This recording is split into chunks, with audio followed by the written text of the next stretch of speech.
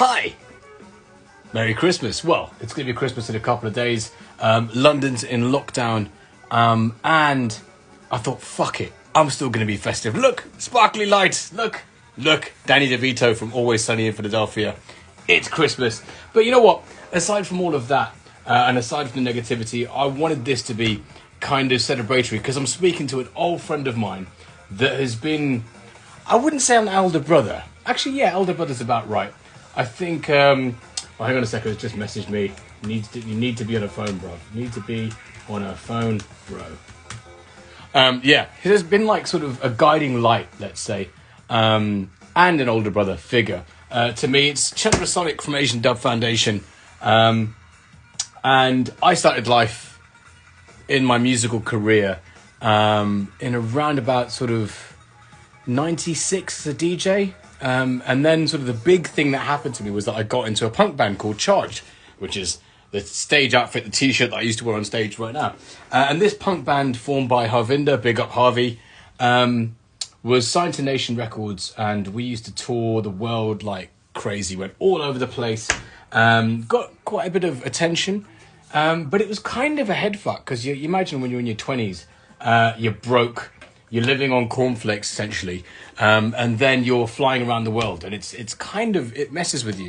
And yeah, Chandrasonic was always someone that I could talk to kind of, you know, to help guide me through that process of being broke and then flying around the world and playing to audiences of 1,000. It's you know, it's quite mad, but also having a point, having a purpose to what you're doing. You know what I mean? So yeah, love the brother. And he's joining me right now. Hello, everyone. Thanks for joining us. Easy, Nathan Flutebox. Big up, Nathan. Love Nathan. Hi, Jyoti. How are you? Hi, Kish. Hi, Dewinder. How's it going? Hey, Dhruv. How are you? Hey, I've just seen ADF. There we go. I'm going to add him right now. I've requested your friendship, Steve. Let's see if you can respond. Oh, you declined. Why'd you decline? Okay, hang on a second. I think this is basically a bit of a bait and switch where he's like, yeah, we'll do it, bruv. And then he'd be like, nah, fuck off. Ha ha. That's proper punk. Yeah, I've re-requested. There we go. Yay! Hello. How's it going, bro? All right. Yeah. Am I better like this? Let's see. No, it won't work that way, bro. Definitely not. It's got to be my portrait. first time. Instagram. I don't do much Instagram. I'm a bit slow with these platforms. But this is definitely a good leap up. I mean, look, it's wonderful. I mean, I'm glad that we got the laptop thing sorted out because it only works on the phone, and the portrait thing. It's wonderful. That's really cool, man. I didn't even know you could do this at all. It's great. Do you want to put it on a stand or something? So instead of holding it, or prop it up or something, because it might be more comfortable to relax and jack. Gotcha. In fact, weirdly, I did the James O'Brien thing on my phone this morning. That's fancy. Horizontally. This time. All these little tricks, you know. Nice. Well, look, hello, Natalie. How you doing? Easy, pretty. Everyone's joining in the chats. There you go. How's it going? Hello, Warp Space. I'm with you. Warp Spaces. Exactly. There's lots of punks up in there. Have you seen what I'm wearing, by the way? Look, it's my old band T-shirt. Oh yeah. Yeah, oh, cool. I used to wear this on stage. I can't stage. quite see it, but it says Charged. It's the only merch the band ever did. T-shirt. All right. Yeah. Well, I'm wearing a piece of modern art just for you. So there you go. God, we've changed a bit, haven't we? I've gone like ghetto and you've gone all fancy. I've gone all futurist, mate. Or futurist. Do you like my Christmas decor? Yeah. Oh, let me show you. Well, hold on. Let's show you ours. Yeah. Look, we've got a visitor here. Here he is. Look, can you see him? Lovely. Yeah. That's like a sort of gender neutral V for Vendetta mask. It is, but you can also sit in it. Oh, fuck, it's a seat. Yeah. It's a chair. Look, you see, look. Nice. I'll sort of take a seat. There you go. Proper fancy. And the just have a look at, what was it? It was Jupiter and Saturn were aligning my telescope. Oh, bollocks. You know, I didn't know this was going to be on the phone, though. That was an obvious question to ask. But so I'm running out of power, so I'm going to have to sort of like... Charge it. This is a proper uncle chat, though. Do you know what I mean? I shouldn't have said you're like my older brother. You're like my elderly uncle. It's like, do I plug it in? Do I press this? This is a silly thing because I've just become really, mate, I've become expert Twitter digital marketer the past 10 days. Oh, no one can deny this. Yes. Because, you know, I told you we got the campaign to get us to #1 for Brexit Day with Stuart Lee. Yeah. I mean, it's really going crazy. So, you know, so let's rewind a little bit. This track you've done, Coming Over Here, which is like Stuart Lee's big, like his whole coming over here skit that he does in his show. Yeah. Which talks about the Poles, the Indians, and the Pakistanis. And then we go, in ours, we have a mention of Bulgarians, Poles, Indians, and Pakistanis, of course, and Anglo-Saxons. I missed out like 1,500 years, and I went straight for the Anglo-Saxons. Yeah, so straight for the jugular. Coming over here with their set jewellery. It's fucking brilliant. Oh, no, it's amazing. But you know, it was an afterthought. It was a laugh. Bobby, Mark, the manager Bobby, sent it to him, and he really liked it. Yeah. You know, and then like you know, the album was meant to come out in March. It was put back because of COVID. Mm-hmm. His tour was cancelled. Right. So we had the chance to make a video for it. Why not? You've got the time to do it. So, and just for those watching in India and stuff like that, Coming Over Here is a racist kind of term which we suffered through in the UK as brown people. You remember, he didn't realise how much resonance that had for people like you and me. Really? He's blown away by it. Oh, yeah, wow. You know, he just did it as a kind of parody of the UKIP, and it's the sort of thing that people from around him used to say in the 70s and 80s. Yeah. But I don't think he quite got, and what's really blown him away is the resonance it has for that phrase for people like you and me, Nerm, who grew up with that. Yeah. Coming over here, stealing our Coming over here, taking our women, all that shit. Yeah, all that stuff. Yeah, that was one thing. Taking our birds. The fucking misogyny of it as well is just ridiculous. Yeah. I think there's a healthy Venn diagram of like idiots that are racist and misogynistic, and there's a massive overlap right in the middle. There is, yeah. I mean, but you well, I'm not going to get too deep about that, but like, it's like, and he's really appreciating that, and by the way, so Stuart Lee's also a really, really big comedian. Just want to clarify. He's one of the biggest comedians. You know, he's considered by a lot of people to be the best stand-up in Britain. You know, for those of you that don't know him. Yeah. And it's a very interesting, sort of strange alliance between Asian dub and, you know, he's in effect our lead singer on the video. That's so funny. And so we put it up 10 days ago, and it's like got on Twitter, just a Twitter video, which is something you don't normally do. Yeah. That's got like 450,000 views coming up to now, not counting YouTube and stuff. An amazing reaction. How did this campaign start to get this song to #1 for Brexit? Because obviously Brexit's happening at the 1st of January, or that's when we leave. And it's obviously a fucking shit show. Like the whole of the UK is a shit show right now. Exactly. But the campaign to get this to #1, that's fucking hilarious. It is, yeah. But the reason that happened was it was on a Stuart Lee face. I mean, you can imagine, right? Nobody in the Asian Dub Foundation, band, you know, management people, extended family, like everyone. Yeah. French record company we got, right? Really kind of tough, wicked people, underground, behind behind what the group's about. In our world, we don't talk about charts. Yeah. You know what I mean? We don't talk about charts. Yeah. It's like we don't even think about it. That's the organic thing about this whole thing. This is all 10 days. Shah Jahan in the comments from the Caminas, big up the Caminas, big up the... Oh, Caminas, hey, yes, how you doing, guys? Big up the bug. He's saying, pulling some Reg against the machine shit. Well, the guy who did it, John Mortar, is the one who basically taught me how to be a demon Twitter marketer in 1 hour. You know? I see. Okay. Yeah. So it's him who's doing this. He came on board. We started hearing about him. He started commenting on the Facebook page. Right. And I said, right, okay, let's go for it. Because it was on the Stuart Lee page. Someone had posted it the day it came out and said, Christmas #1. We thought, what, really? Yeah. Or John Mortar. We heard about John Mortar. Yeah. And he said, we should try and make it #1 for New Year's Day because there's a lull in the charts, right? Yeah. And he had a delightful historical precedent, which was with Rage Against the Machine. No, that one. But the one he says that the first unexpected #1 record, and I remember it as a kid actually. You might. During the period between Christmas and New Year, "Take Your Daughter to the Slaughter" by Iron Maiden. Remember? I'm too young for that, bro. It's #1 for. It's because nobody buys records after Christmas Day. That's amazing. Oh, let's bring your daughter. anti-racist, anti-bigotry, sort of tough, punky, electronic comedy record for the first track when we're out of Europe.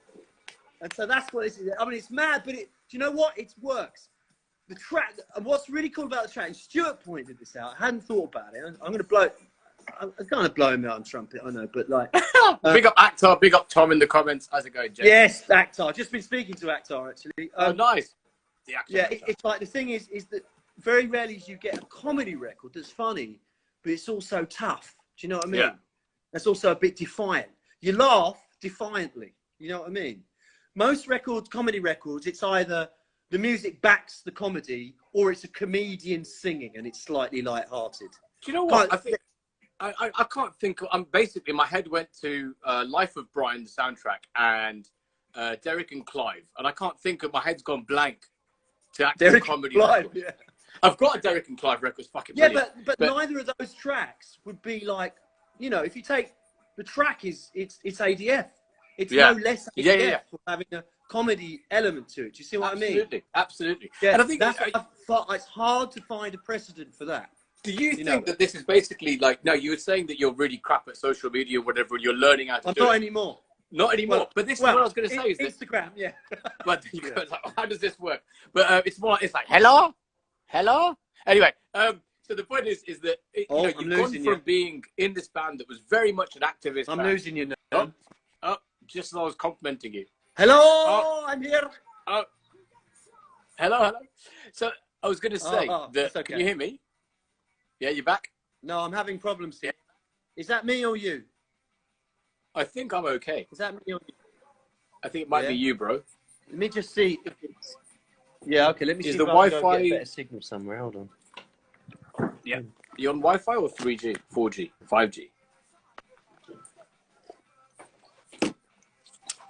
The Wi-Fi is brilliant. You know, it's brilliant. Yeah. But I was gonna say that the whole social media sort of...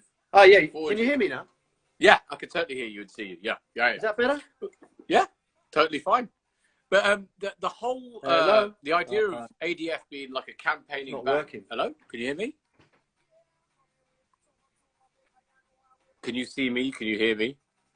Actar, this is full uncle business. Okay, glitching. Bro, where's your router in your house? Yeah, Actar's cussing you as well. Actar, vocalist in Asian Dub Foundation as well. Except, bruv, it's not working. He's taken the spot, which is still pretty sick. But love working. You, bruv. I'm so glad to see you at the chats. Burma's saying you're both fine. We can hear. You can try with mine. Yeah. Vestligat, Yeah, I'm drinking bourbon and Coke. Oh, you got me? Mm. I'm get on with a different phone. I know. Okay, Send a request to be in. Yeah, just send a request to be in Nerm's video. Yeah. Hang on. Should we hang up and rejoin, Steve? Hello, can you see me? Right. Yeah, just send a request to be in Nerm's video. Yeah. Oh, this is cute. All right. Hang on. Should we hang up and rejoin, Steve? Yeah, can you? There you go. So that was quite funny. There's lots of technological issues there. But I am going to request him back. Hang on a second. How are you guys doing? You all right? Hello. We had some uncle issues there. Good old Uncle Steve. Yeah. Well, listen, if you guys got any questions for Steve from Asian Dub Foundation, aka Chandrasonic, hit me up in the questions box at the bottom of this. By the way, speaking of Activator, Actar, who's in this chat, his solo stuff is amazing as well. He's an amazing producer. Big up Actar. Right, I'm going to send a request to ADF again. Hi, Sean. How's it going? Actar's just said, where's the social media expert gone? There you go. Oh, I knew Actar. Actar's in there with the dig. That's wicked. But you know what? I said I was an expert on Twitter now, not Instagram. Fair enough. I did not boast. I did not boast about Instagram. I did say, and I seem to have been called Uncle Steve while I was off, and I shall not forget it. But you know what, bro? I was going to actually clarify that going from a sort of, going from a band that does real world activism, right, to digital activism is like, it's an obvious step considering where we are in the world right now. Do you know what I mean? So you've just made that step. It's an obvious thing to do, no? I think so, yeah. I mean, the other cool thing about it is it's just nice to get something blowing up in the UK for the band. You know what I mean? Well, actually, you know what? Do you mind if we go back in time then? Because look what I found, bro. Yeah. Look what I found. Oh, yeah. Well, I'm only a sample on that, you know. Yeah, and then you're on this one. I'm on that one, yeah. That's right. Look at that. I'm a sample on the first one. That is nuts. So yeah, going all the way back to how ADF formed, right? So obviously, so do you want to tell the story about how you guys met and formed and started off in the 90s? Well, I actually met Oni Rutter in 1990 through a very, it kind of sounds almost sort of, it's like a story really, because it's like, there used to be this magazine called City Limits. Do you remember that? It was like Time Out. It was like Time Out. Yeah. Right. And there used to be a Musicians Wanted thing. And he left an advert in it, and it said, Black Stroke, this is 1990, bro, so it's 30 bloody years ago, right?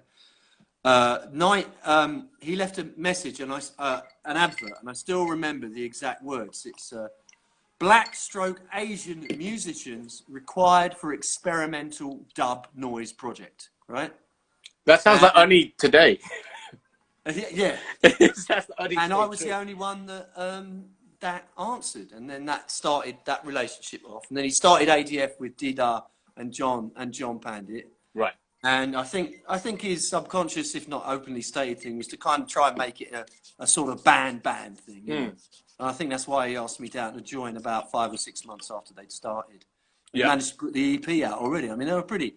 I mean, Oni, John, and Dida, they were really go getting. You know what I mean? They got that deal with Nation, put that EP out within about 3 or 4 months of getting together. Nice. And then, we became a fully fledged sort of live outfit. The guitar kind of shifted it. Big up Jürgen, who's in the comments, is saying, hello, Jürgen. Have you heard of Headspace? Yeah. And I was just like, reading up on your early stuff, I didn't understand. I didn't realize that you had such a strong connection to Birmingham, my hometown. Yeah, I did. Yeah, which is well, I went to college there and kind of dropped out. Got into the local music scene, which was college? I had a jazz punk group, who were actually pretty damn good, I have to say. There was a couple of other groups I did there that weren't that good, but one that wasn't very good became Higher Intelligence Agency, which was quite an interesting band, but I didn't last long in that because. Which college in Birmingham did you go to? Well, no, I was supposed to start a PhD at the university. Oh no! Oh, fancy. Yeah, well, I didn't make it, Yeah, music just got in the way, I guess. And it did, and also Birmingham is. I didn't kind of adjust that well to the university life there at all. Honestly, I love the place in a sort of in a what's the word, a nostalgic sense, but not in No, there's a lot of things that's not great about Birmingham, but people-wise, I think a lot of people I met there. I mean, it was quite an interesting pool of musicians in a place that wasn't very supportive. Yeah, wasn't very supportive. And I'll tell you what, I used to do? I mean, it was, when I look back, it was some very interesting things. I mean, we used to rehearse, the band that became Higher Intelligence Agency, used to rehearse at Saint Studios, in the rehearsal room. You remember Saint Records? Well, you remember Oriental Star, right? No. Ladypool Road, which was basically put up on the bungalow. Of course. Sorry, yeah. That's where I got my first Nusrat Fateh Ali Khan tapes. Yeah. And I saw Nusrat Fateh Ali Khan live in the mid-'80s about 3 times. Shit. Literally round the corner in Sparkbrook Park. And that was incredible. I mean, I have Birmingham to thank for that. It's only since Sam, big up Sam Zaman, rest in peace, the Blue Plaque campaign, that I did some reading about Nusrat's Birmingham connection. I was like, oh yeah, well, here's a big thing. Here's a big thing for you. When I lived with Sam in Forest Gate, and one of the first things I noticed is Pride of Place, the album, was the Nusrat remixes that was credited to this guy. He was an Asian guy, Mick St. Clair, right? Okay. Do you remember that one? You probably remember the cover. It's quite a famous cover. It's like, you know, Not it's a real Star kind of Rise. like attempt to imitate hip hop style, electro style, right? Okay. And it's got an Asian kid with a boombox, you know, skating down the street, and then a sort of mural of Nusrat in the back. No, man. The only remixes I've heard really that affected me was Star Rise, where you guys did that remix. No, I'm talking 86. Okay. Right? Wow. 86, Okay. 87, man. This was the first Wow. remix of, and it was done in Birmingham, and it was done by two white guys who were friends of mine.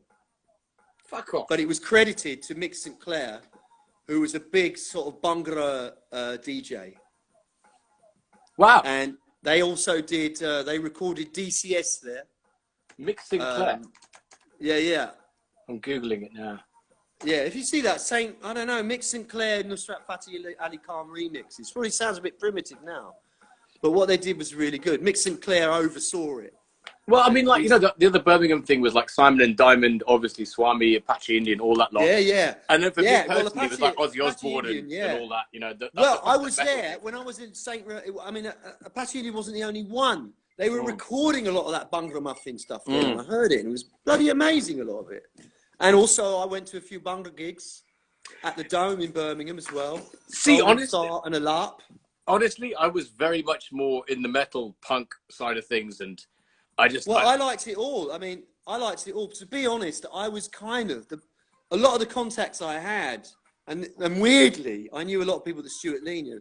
I mean, because I was in a guitar band, a very weird left field band. Yeah. We used to play with a lot of the indie scene in Birmingham, which I didn't like very much. Yeah. I liked a lot of the people, but musically, I didn't like it. And I was a little bit, I was like blown away by, you know, when I moved to Birmingham, I was already well into hip hop. You know, electronic dancehall really got me as well. Digital reggae is not often talked about, but that blew my mind.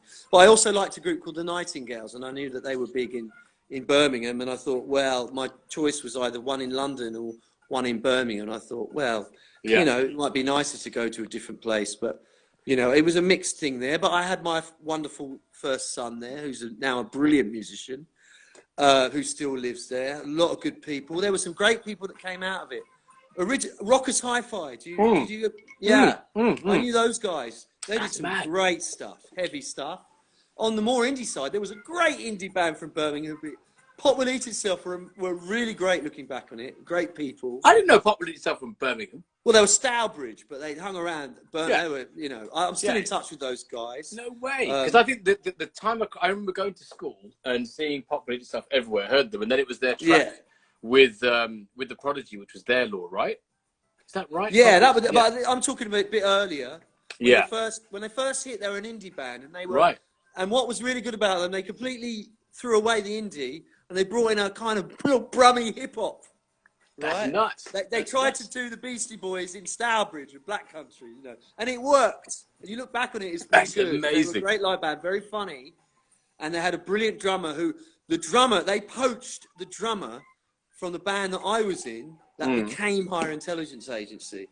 So, and there was another genius who I know called Brian Duffy, who put together this incredible thing called the Modified Toy Orchestra, which was like, he basically, you know, what was that movement? Oh man, you probably heard of it. You know, when people, it was not that many years ago, it was a few years ago, where, what did they call it? Where people redid old 80s toys. 8-bit. 80s. Oh, I mean, sorry? 8-bit versions of 8-bit, tracks. yeah. Right. Brian Duffy, who was a good friend of mine, Birmingham, he pioneered that and did a whole orchestra of modified 80s toys that middied them up. There's a wicked So band I knew some great people there. There's a wicked band called the Fuck Buttons, which are amazing. Yeah, I know They're them. fucking great. But you know, the thing about Birmingham, which I think's fascinating, is that I think that my ambition to get out of there really sort of like met with the band Charge, because I was like, you don't get a band with different races, different sexualities, different sort of styles. I was really happy about Charge and it being. I think it's a bit of, it was kind of a shocking thing to happen, you know, like a real like mad clusterfuck of influences and stuff. But then, you know, like I said before, the preamble of this whole conversation was that going from being broke in Birmingham and then touring the world and sharing stages with you guys, for example. So Exit. Yeah, Festival, we did. The Exit Festival was the one, wasn't it? You know, yeah, that was our biggest gig, I think, 2002, and it was just like, I don't know how many thousands. It was just like, it's kind of like mad playing something like that and then landing in Heathrow with 20 pence in your pocket. Like, how the fuck do I get home? And living off cornflakes. It was nuts. Do you know what I mean? I remember calling you up and sort of navigating that. I remember that call. I remember you asking me a load of stuff, like, asking advice. Yeah. How the fuck do you cope? Because I was just like, you start from zero and then suddenly you're given everything in terms of transport and food and everything. And you land back and you're poor again. It was kind of... I know what you mean. It was a real strange thing. I mean, we had the sort of semi-poverty being in the band for, from about 94, and then from about 97, it started getting a bit more comfortable because we were big in France. We got big in France very quickly, or popular in France. Big, what does that mean? But it seemed a lot of people coming to our gigs, and people were actually buying the records. Yeah. And so we got a proper tour bus, and we got fed everywhere and stuff, and it was just like, great, But then when I came back to my old council flat in Camberwell. It's a very depressing place, actually. I lived on the 13th floor. I mean, but I never spent any time in Camberwell. I was always away. It was just a sort of dumping ground. And I mean, it was quite difficult to reorientate yourself, And, I mean, I think the advice you gave me was essentially like, that's what it is. Like, and you said to me that I go back to my flat, and that is the real life. Do you know what I mean? Like, all of that stuff isn't quite real. It's like a perk of the job, and that can come and go. Yeah, I mean, to be honest, I mean, you have to reduce it to the music you're doing, and I think this is the thing. For me, the music is everything. The band's performance is everything. Everything beforehand or afterwards is irrelevant. Now I'm a bit different for that. I mean, I certainly did like to party and go a bit crazy, but I never ever went completely off the rails that it affected a gig or something. Do you know what I mean? And unfortunately, over the band's time, there were obviously people in it. We've been 27 years now. There's been sort of like where the partying and that has overtaken it. And to be honest, and I won't have it, really. Do you know what I mean? I just don't like it. And the people we got in the band, the way the band is now is really good, because I think everyone really understands that the music comes first, the band comes first. That's interesting. Sounds a cliche, but it's true. But you have to keep that focus. I think that's the only way you can last that long, because I think there's a certain amount of destructive energy when you're in a punk band and you're young, which is like, fuck, let's just do it. And then I guess you're just like, we're still doing this about 5-6 years later. You're like, okay, I've got to sort of look after my health a bit now, and I've got to readjust things a little bit. Was that the same with you guys? Or no, because there have been elements of that. It's inevitable with the just with the whole life. But the ADF was very strongly tied to education and a purpose, right? There was a distinct. There was a real purpose that wasn't about any of that, I mean, that's been sort of changed and morphed along the way. But I'm really happy to say that I still teach a modular community music where the band, the organisation, I mean, that's changed a lot. But what I do now, I'm so happy and I enjoy it so much, I'm always, just to teach what the course I do is called Roots of Contemporary Music. And I love it because what I'm doing is I'm breaking down contemporary music back to its original roots. And a lot of people, what's great is a lot of people don't know the stuff I'm telling them, but really, really like to learn it. Do you know what I mean? Like when I say, like, one of my favourite bits is when we go through the history of soul, how it changed to funk, then we get to Parliament and Funkadelic, and we start sort of like playing, all the stuff that underlied the G-Funk, Snoop Dogg. Where all the samples came from. And to see, well, I haven't seen them this year. I've just seen them on the screen, but just to feel that, that's what it is. You know what I mean? Oh yeah, that's fascinating. The reaction I get from the class when I do things like that is really great, because the course is designed, right, with a very specific thing in mind. It's not, you can do a sort of music history GCSE and it's all about bloody Live Aid. Then you get to university and it's full of jargon. Do you know what I mean? Critical theory and stuff like that. So I got a different thing. My music history is designed to help young producers widen their palette. Right? So it's a functional history. It's like, well, if I tell you where that came from, maybe you might reach back and get a bit of that in your music, you know, because I'll tell you, people like, you know, Dre or Jay-Z, Beyonce, you know, these they know people, where they're coming from. look around. They know where they're coming sources. from. Of course, 100%. I mean, that's Nas, every producer knows. Yeah. Nas, hip hop is dead, right? I mean, the source he's got for that is the most hippie, sort of ordinary psychedelic rock thing from 1968, you know. And I delight in telling them that. Do you know what I mean? I delight in it, you know, and it's really fascinating to do. So I've still got that link to education, and I can still share all my experience, you know. So that's really important, and that hasn't changed since '94. It was a few years out of it. Yeah. But I'm so glad when Matt Mars kind of asked me back in, you know. Yeah. I mean, there's this whole thing with the genealogy of music, which I went on this yatra, this kind of pilgrimage to the southern states of America. Oh, did you really? Oh, yeah, right. yeah. And we went and did like sort of Memphis and Clarksdale and Nashville. And I haven't done that actually. I really like to do that. I'll tell you where I did, Nerm. I went to the Motown Museum in Detroit, which was unbelievable. Where you go into the studio, clap your hands, you can hear the Motown sound. It's like that. It's incredible. Just the instant room reverb done. That's it. That's the whole fucking sound. That's why that sound was amazing. Apart from the genius, but the particular room. Also to Chess Studios as well. I ended up at Sun Studios, which was wicked. And at Sun cost like $120 a day to record it. I was like, what the fuck? Sun Studios, where they recorded Johnny Cash and Elvis and everything. What, still now? Yeah. I was like, you're kidding? With access to all the I'd do that. I mean, Howlin' Wolf made his first records there, you know.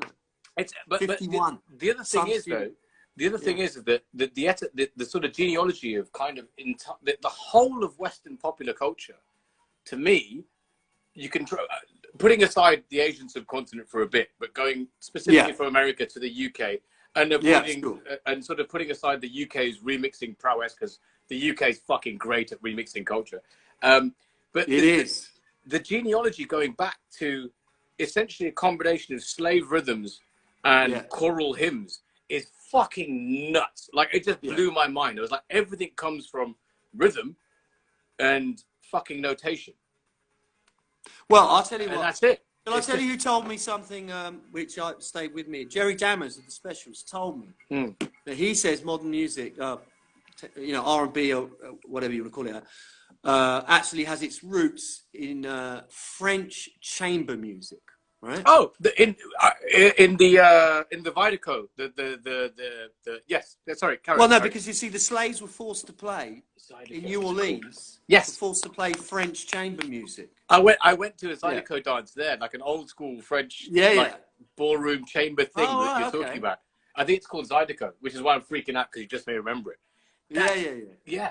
That's crazy. Yeah. So that's what he told me, and it makes sense, because it's the New Orleans marching bands that really were like, I mean, in a way, the history of the remix is the history of jazz, early pre-jazz musicians taking the piss out of chamber music, right?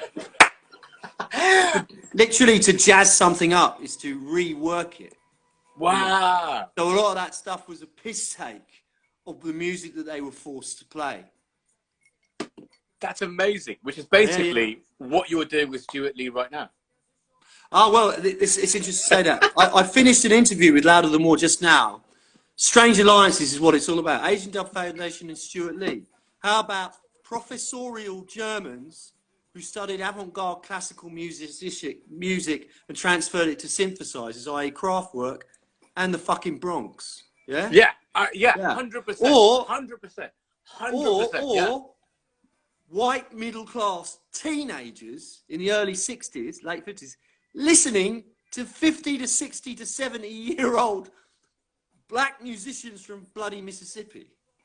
I mean, that ADF and Stuart Lee.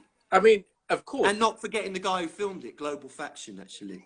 The perpetual remix is kind of what I think. Do you know what? There's this whole thing where, coming over here is a phrase which has obviously got racist overtones, but like going back to where you come from is also got racist overtones.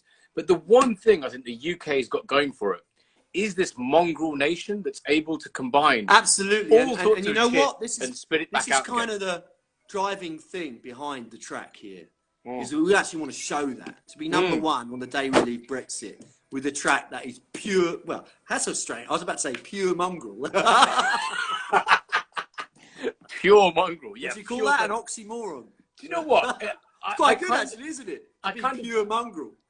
I kind of feel that. I really do feel that. I feel an gotcha. affinity to that term, pure mongrel.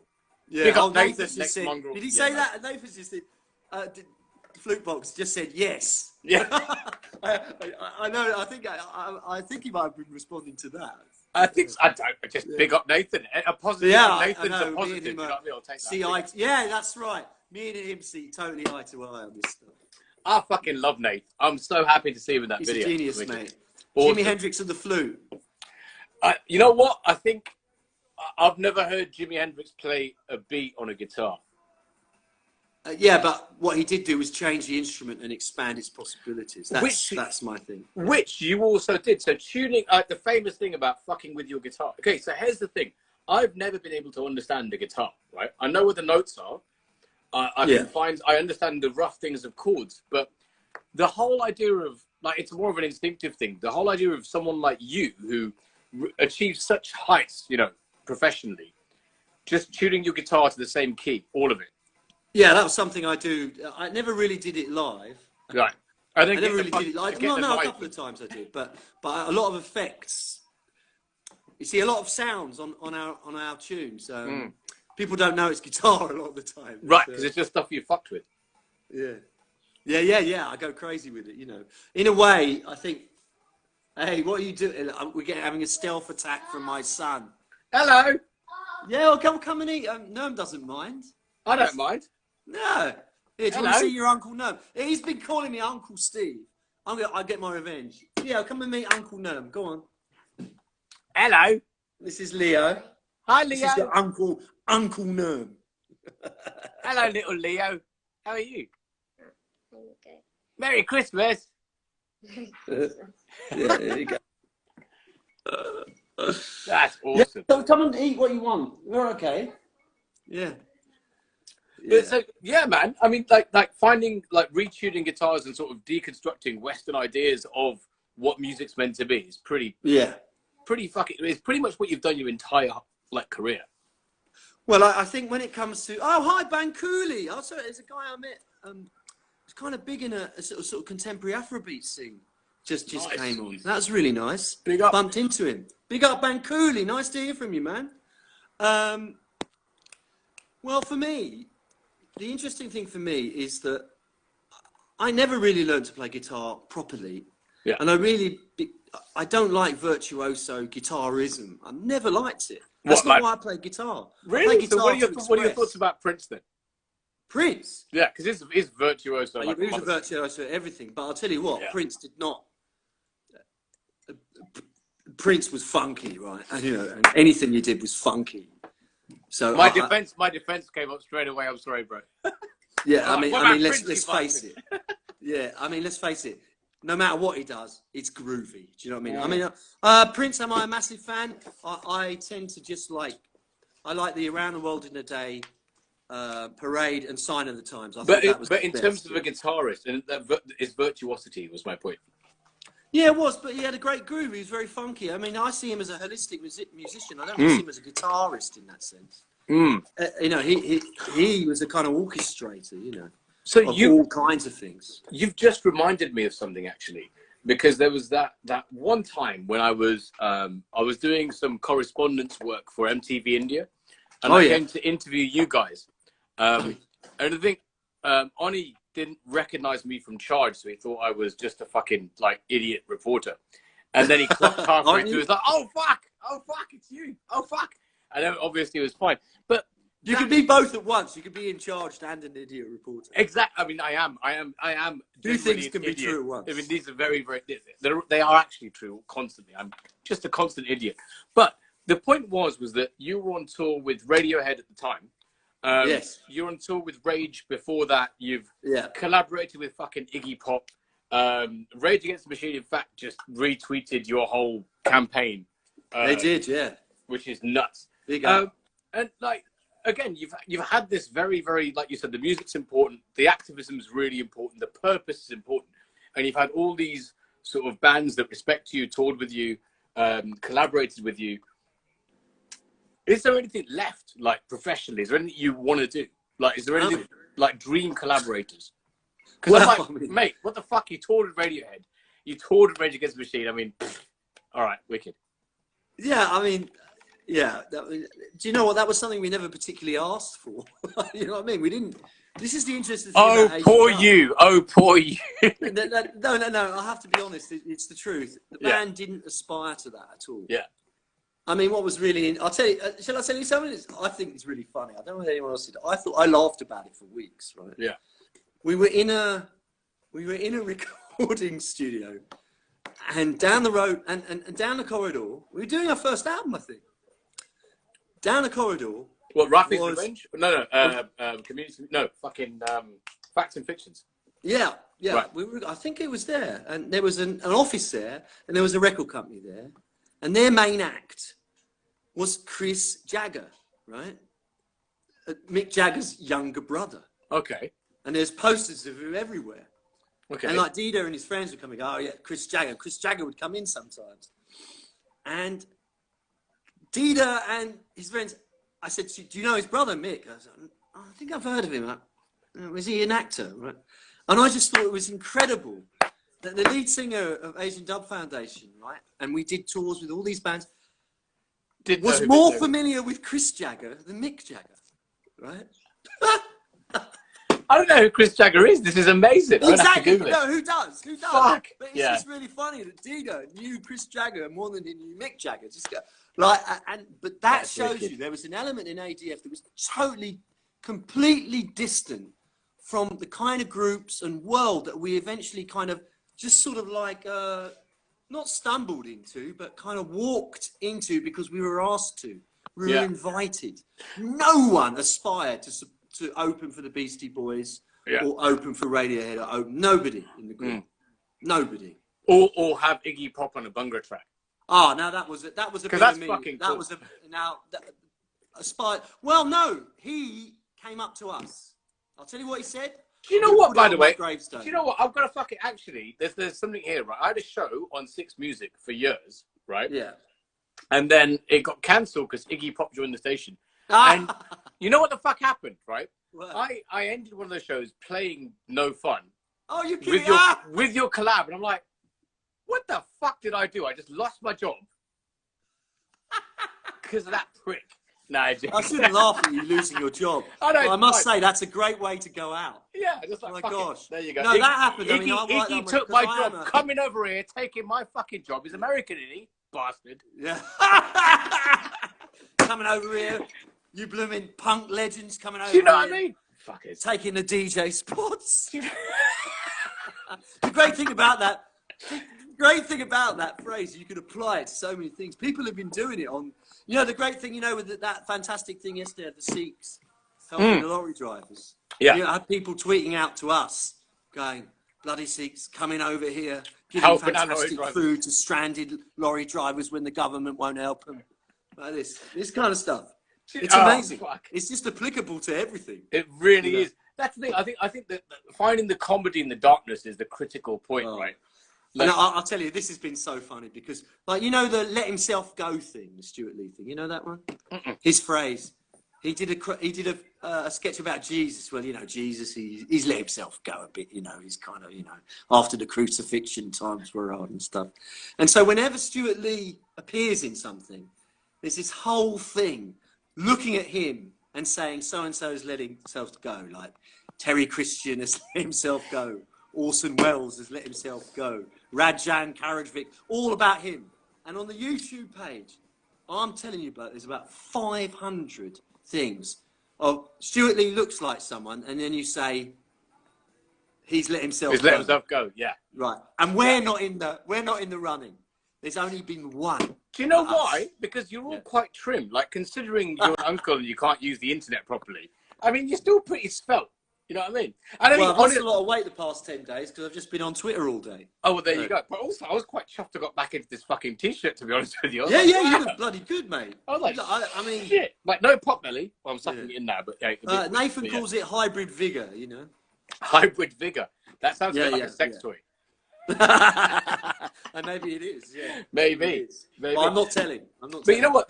Talking about sort of the whole thing. So going back again, post Exit 02 and talking to you and all the advice you gave me and various record label transitions and all of that kind of. Oh, and look, Diogo's put something up. Why is there no new ADF remix from Nerm?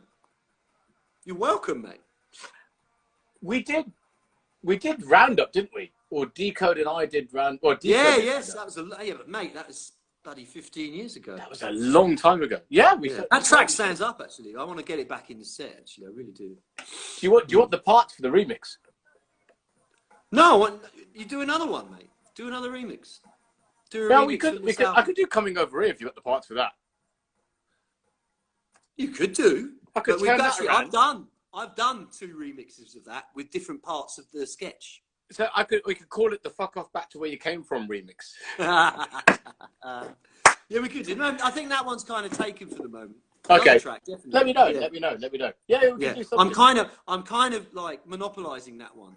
Yeah, I mean, because we got big plans for that one. Yeah, big plans. Burv saying a Shiver Sound System and ADF collab. That's the remix we did. We did Roundup. Yes, that's right. Yeah. Shiver Sound System remix of Roundup. Which did that ever come out? Did you guys put that out? What's that? Yeah, I think so. Yeah. I can't remember where. I mean, I must admit, I'm probably not the best person to ask about that. I'm googling whether you released our remix. I don't even have all our albums at home. You know what I mean? Yeah. I mean, I just literally found the Shiver Sound System archive, and I was just like, yeah, you know what it's like. This is really like that. People get really. What you mean you don't have your own album? Yeah. I don't. You know, I don't think I've got a copy of. I was so chuffed when Rapper's Revenge came out on the double vinyl last year. Really chuffed about that. Mate, do you know what I still think is one of the best albums that you guys done? And forgive me for saying this because I know it's like I think Rapper's Revenge is obviously a watershed moment. And I know, like, the whole connect between... And in fact, maybe I want to ask you this, actually, because you went from, like, Facts and Fictions to Rafi's Revenge, which suddenly got signed to London Records. And it wasn't sudden. Nothing sudden about it. Nothing sudden.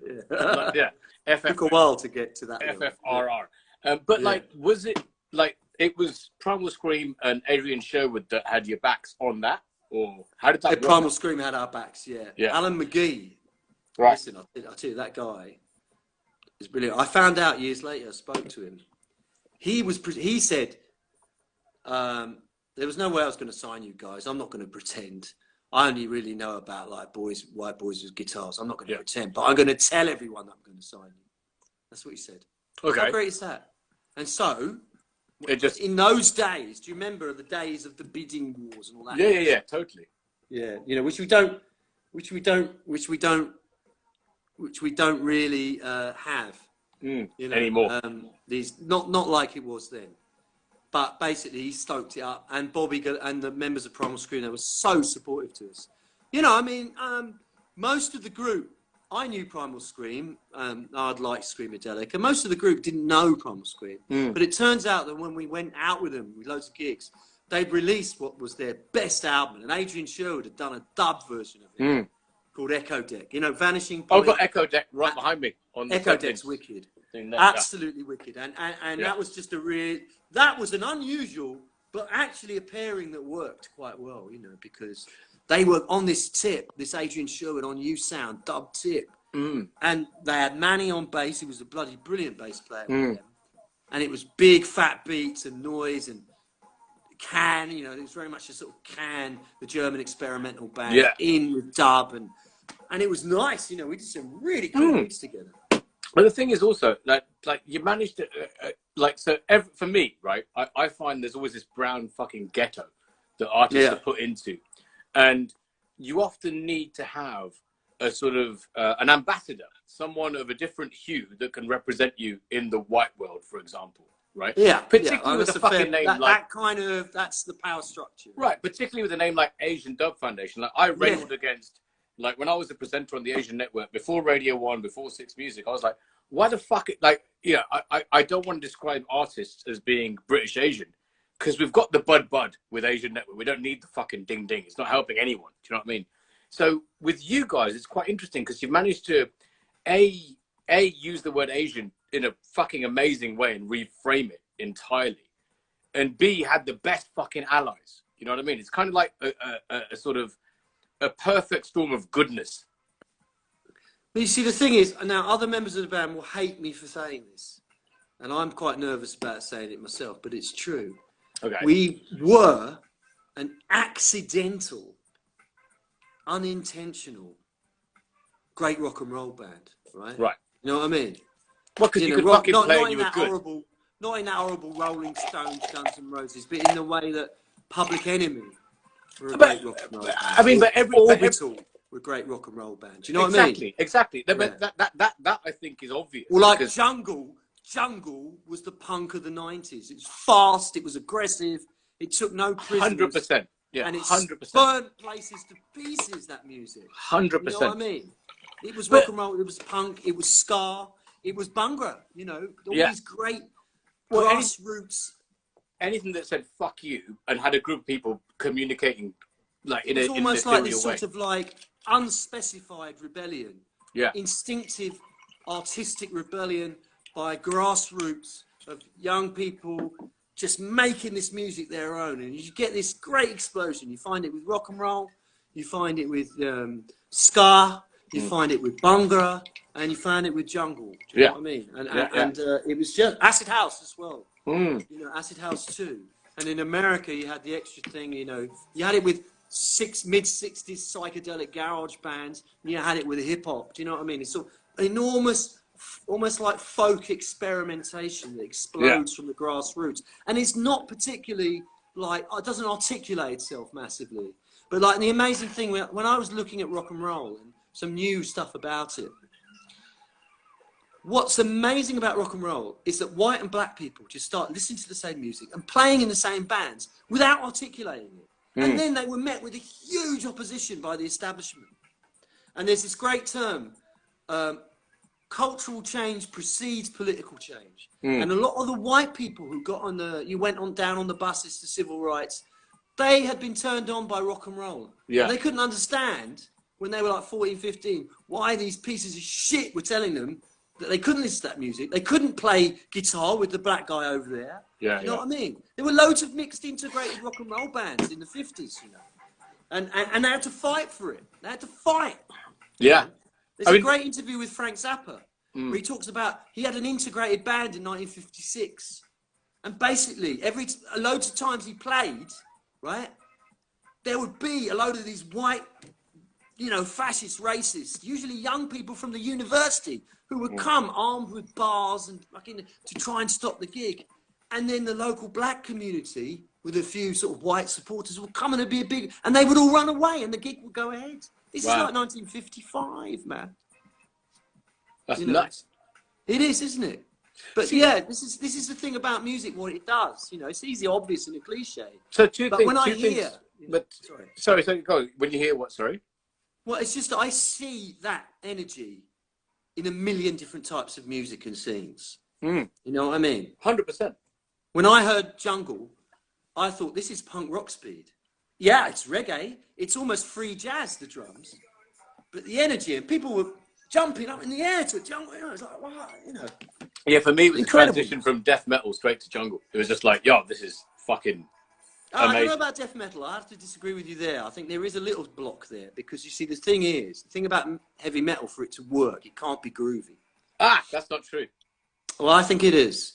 It has to be. So, well, okay, I'm splitting hairs. So, Napalm it has Death to be really heavy on the one. Napalm Death could groove on the off, and so could Sepultura, and so could Obituary. I'm not saying they can't groove. Oh yeah. Saying for it to be definitively heavy metal, that was it my must transition. be. Your hips must not be involved. It has to be right. I'm not saying that's all bad. I think this might have we might have to have there's this some heavy conversation metal, offline it's very limited, but there's some heavy metal that I do like, but not much. But Sepultura have the hip groove because they're Brazilian. Man. Oh well, they got the Brazilian thing going on. Exactly. I know Max from Yeah. The band. Oh my god! So Max and Eagle. There's a group called Biohazard from New York, which were like sort of New York hardcore. Biohazard. Yeah, I think you and I might disagree on that actually, because I really don't like. I like some early 70s, what might be called heavy metal, I guess. But also, we're almost like, I'm 42 now. Yeah. Well, no, I've got 15 years on you. So. Yeah, exactly. So our tastes are going to be different anyway. Yeah, they are. Yeah. Yeah. So my bleed from metal to drum and bass was in 96, 97. So post Nirvana, getting heavier and heavier and heavier. Post indie into sort of more darker stuff, and then I realized that the speed and the energy that you're talking about was in my head. It was still punk. Do you know what I mean? So like New York hardcore. Yeah, but you see the tempo. It was at once it was punk. It was also crazy free jazz. Yeah. You know, and that's another element to jungle that I thought was. I mean, it was really interesting to get back to that kind of. You had house, and you know, like it became hardcore. And then with jungle, all of a sudden the drums start becoming wild and free, which is almost counterintuitive when you think about programming. Do you know what I mean? 100, but that's where sampling and the looseness of sampling and shit sampling came in, because you couldn't rein them in. You had to give them that freedom. And you had to have that human freedom in it, because you couldn't fucking rein them in. You had to sort of... Yeah, it was awesome. I know, I still maintain it was... I mean, I was already in my late 20s, but it was the finest music I heard up to that point. You know, sorry? I was 10. No, I'm joking. No, you weren't. No, you weren't. I met you about 97, 98, I think. No, I think we first probably met in like 2000, 2001, 2002. No, really? Yeah. Maybe, yeah. Yeah. It was later than that. I remember the first thing I did when I met you, and forgive me, but it's very funny, it was to take the piss out of you in Exit Festival. Yeah, well, you didn't do much else with people, from what I remember. I was a right little bastard. I know it's the punk in me. I think I've mellowed in my old age. Yeah, you were like one of these people who kind of thought it was clever to be rude. But you were so sweet. You were so sweet, but it didn't work. You know. I was just having a fucking ball of a time. I just didn't care. I think that's probably what it was. I think it was one of those stupid youthful things where it's like, I don't care. Fuck it. Yeah, that's right. Which is kind of punk, I guess. You know what I mean? So I think there was that too. Ah, big up Jutler. Jutler's here. Wicked. Oh, Jutler. Hey, Jutler, man. How you doing? Big up Jutler. Cool. But that's it. You know, I mean, and so actually going on the whole thing, I was literally thinking about where our paths have crossed. And I think the last time I saw you in real life was when I was going from being a young dickhead to an old cripple. When I just had my operation, I was still on crutches. Oh, yeah, that's right. I remember that. So I was like hobbling around at Sweetie's gig. Yeah. But that's all sorted now, right? I guess. I mean, yeah, it's attached. It's fine. I had like kind of a big knee operation. But the irony was that night I got home at 4:30 a.m. because we just went out drinking, and it was just great being like. So where was that? Where was that?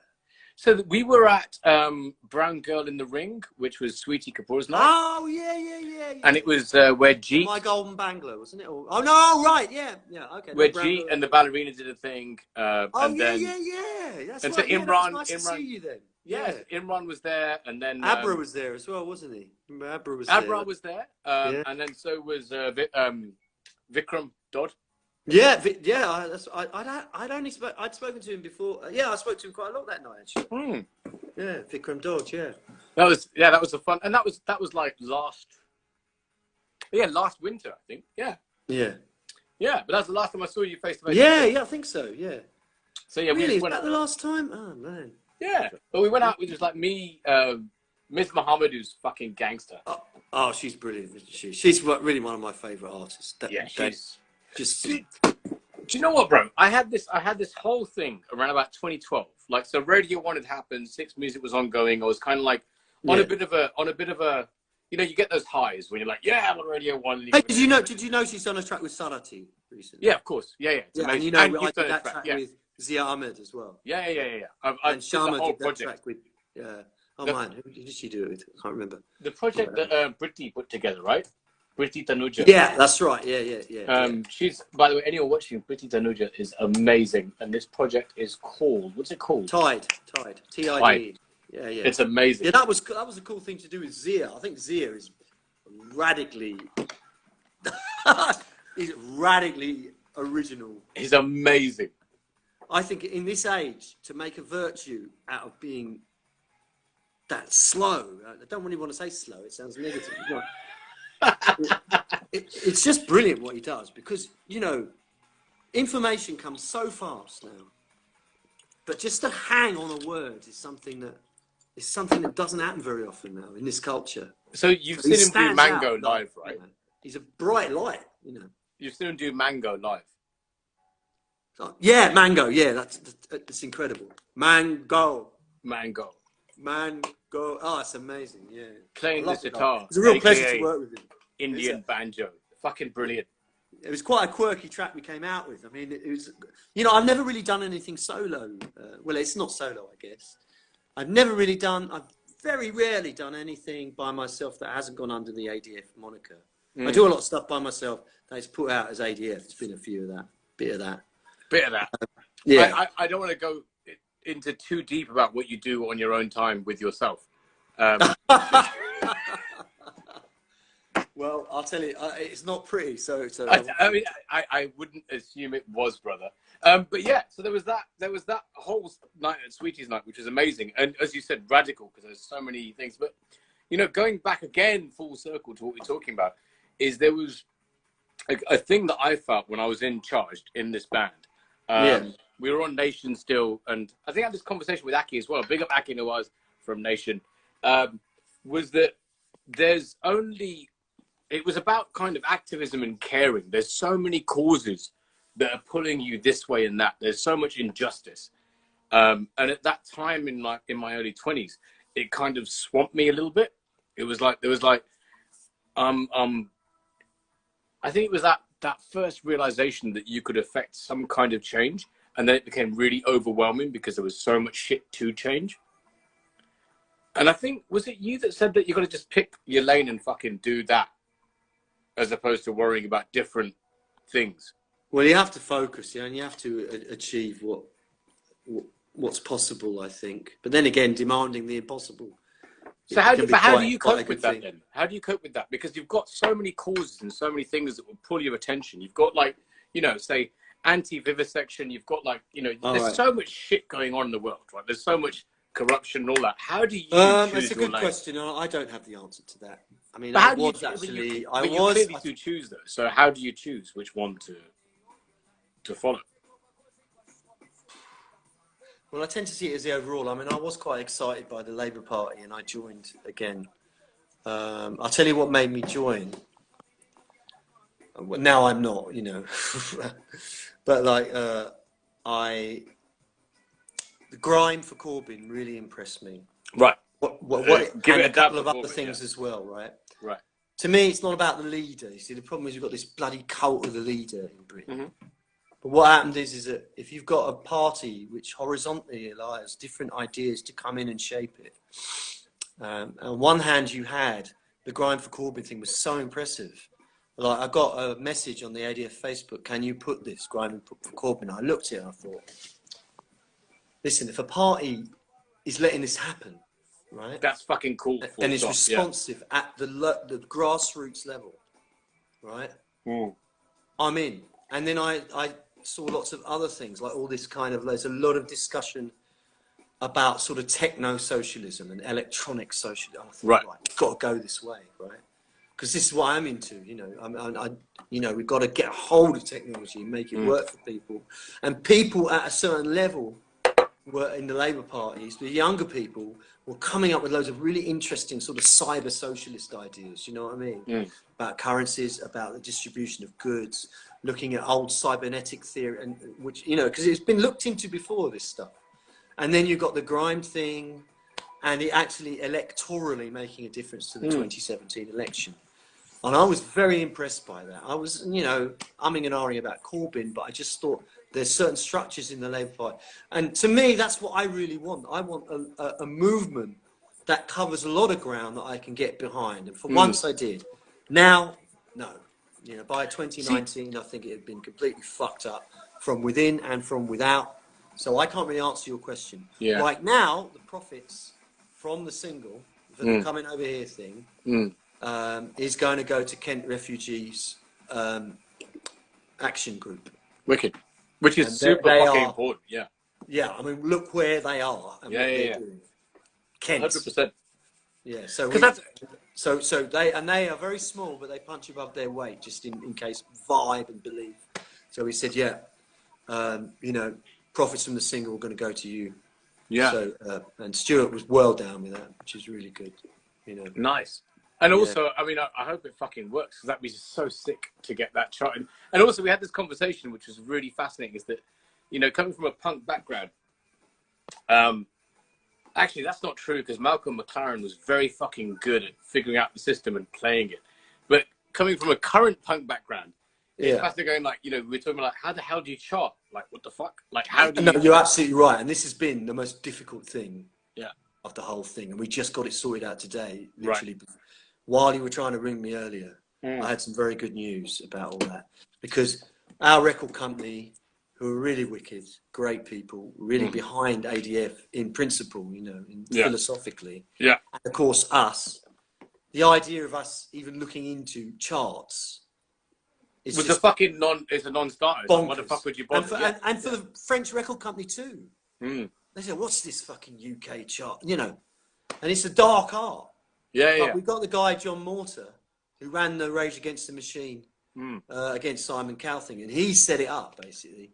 But honestly, wicked. we had some... Today was perhaps... It was a very difficult day, just trying to make sure and find out that everything was registered, so it actually is going to count towards the chart. Right, right. I didn't even think about that until, like, yesterday. And it turns out that is not... That's simple. That's not a piece of cake, mate. Yeah. And it's the area that I hate doing, which is like, you know, ISRC codes and all this terrible, terrible stuff. You know, you must know what I'm talking about. It's just the last thing someone like you and me would wanted us to do, but I had to get in the thick of it. And I think it's all right now. I just got the news about 5 that I think we're actually eligible for the chart, the main track and the remixes. Okay. So that's very good, you know. I mean, it had some incredible. I mean, do you know what? This campaign has all been just wicked people, full of serendipity. You know what I mean? Like, I did these remixes because we thought, well, you know, that's going to help it. I did them like last weekend. I thought, well, I'm not going to find anyone to master it now. I've got to hand it in first thing tomorrow morning. I ring up Matt Mars, who's got a brilliant studio on a barge, and he happens to be there. So I mastered within an hour, things like this. I had no clue about how to do this blooming chart eligibility thing.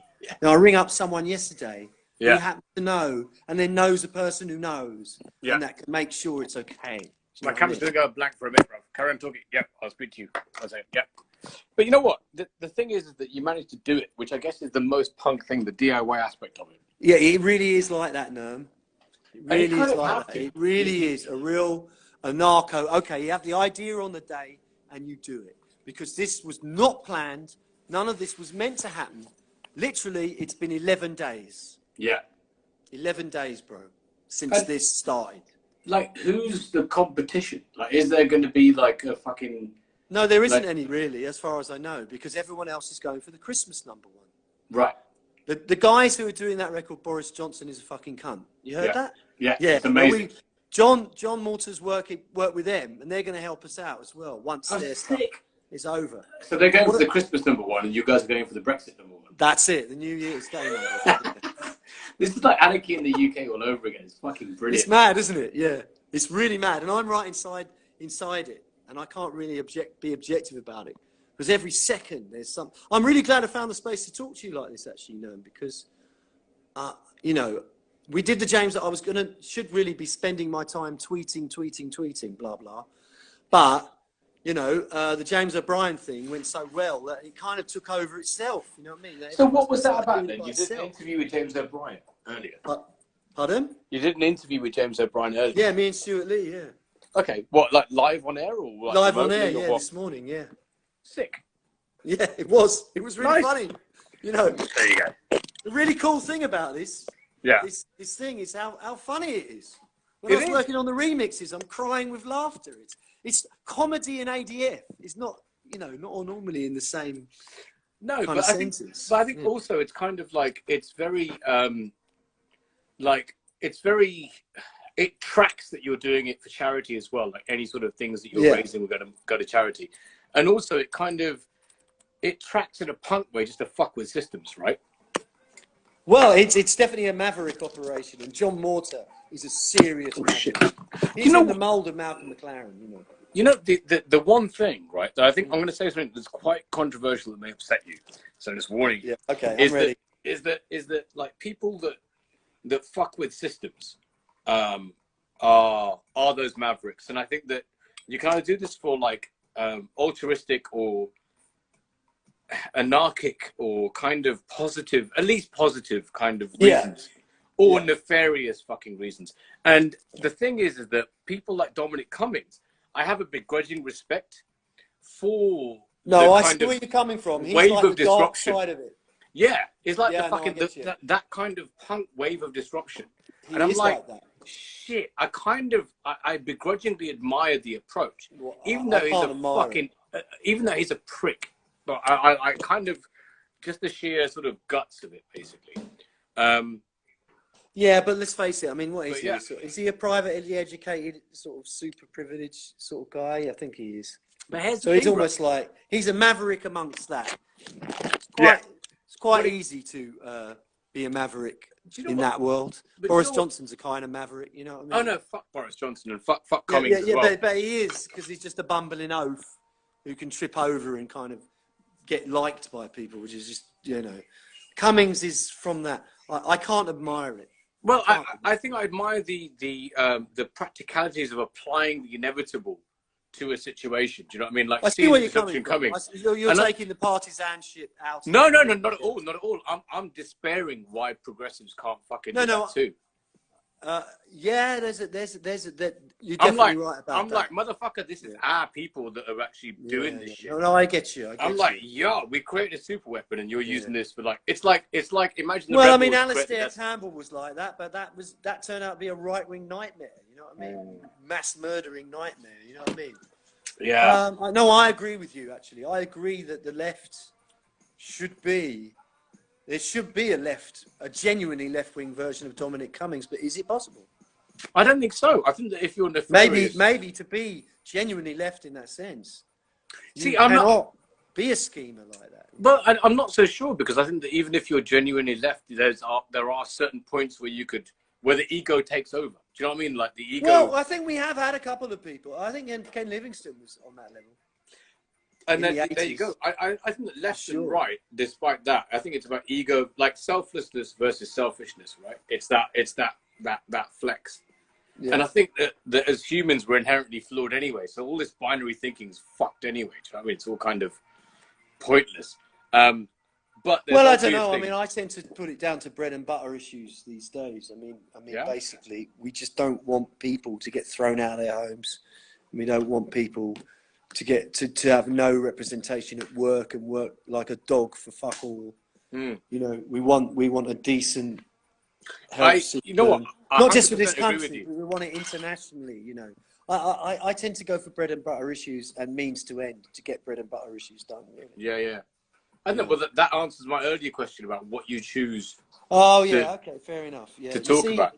Because I get lost in the I'm against vivisection on the whole, but I don't think, like you brought up anti-vivisection. I mean, I wouldn't say that that's a priority for me. I respect people who think it is, but for me, it really is about schools, hospitals, and equality of access and standards of living worldwide, globally. And you know what? I 100% agree with you. Those things shouldn't even be in discussion. That should just be a fucking standard. This is the problem.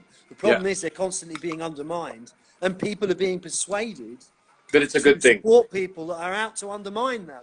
So I haven't said this like publicly, but I've been like volunteering at a food bank for the last 4 weeks or so, maybe 5 now, whatever. But you know what? Every time I go in, I get more and more pissed off about like why that's the cutting edge of it, isn't it? That's the real cutting edge of it. Yeah, but it's also meant to be something that's it's the ultimate safety net. You know what I mean? It's like when the government and all the societal say, and I need to say this about sort of immigrant families, and like I think about my parents as well, and where we came from.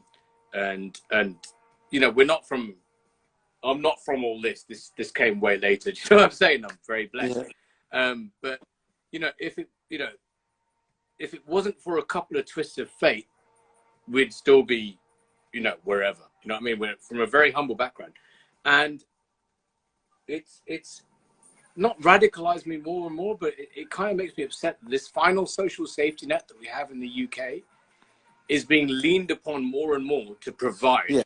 Yeah. And it fucks me off no end. Like, I'm just like... Well, look at the UNICEF thing. You know what I mean? I can't deal with it. I'm just... Look at that UNICEF thing that Rees-Mogg really... I mean, Jesus Christ. Yeah. How is that guy... You know, how is that guy... it's a publicity stunt to come and feed children. Yeah. In Britain. I mean, what? Because UNICEF need the PR. What? As if. You know what I mean? I mean, to be fair, UNICEF go whatever goes on with them. They go to where the poverty is. I mean, playing devil's advocate like a prick because I'm Gujarati, so I can be a prick, right? The point is that right? Everyone needs exposure. Everyone come needs on, marketing. hey, Gujaratis out there, are you going to let him get away with that? Mate, do you want to talk to? Oh, we won't go into that because I might get gunned by the leaders of other countries. But whatever.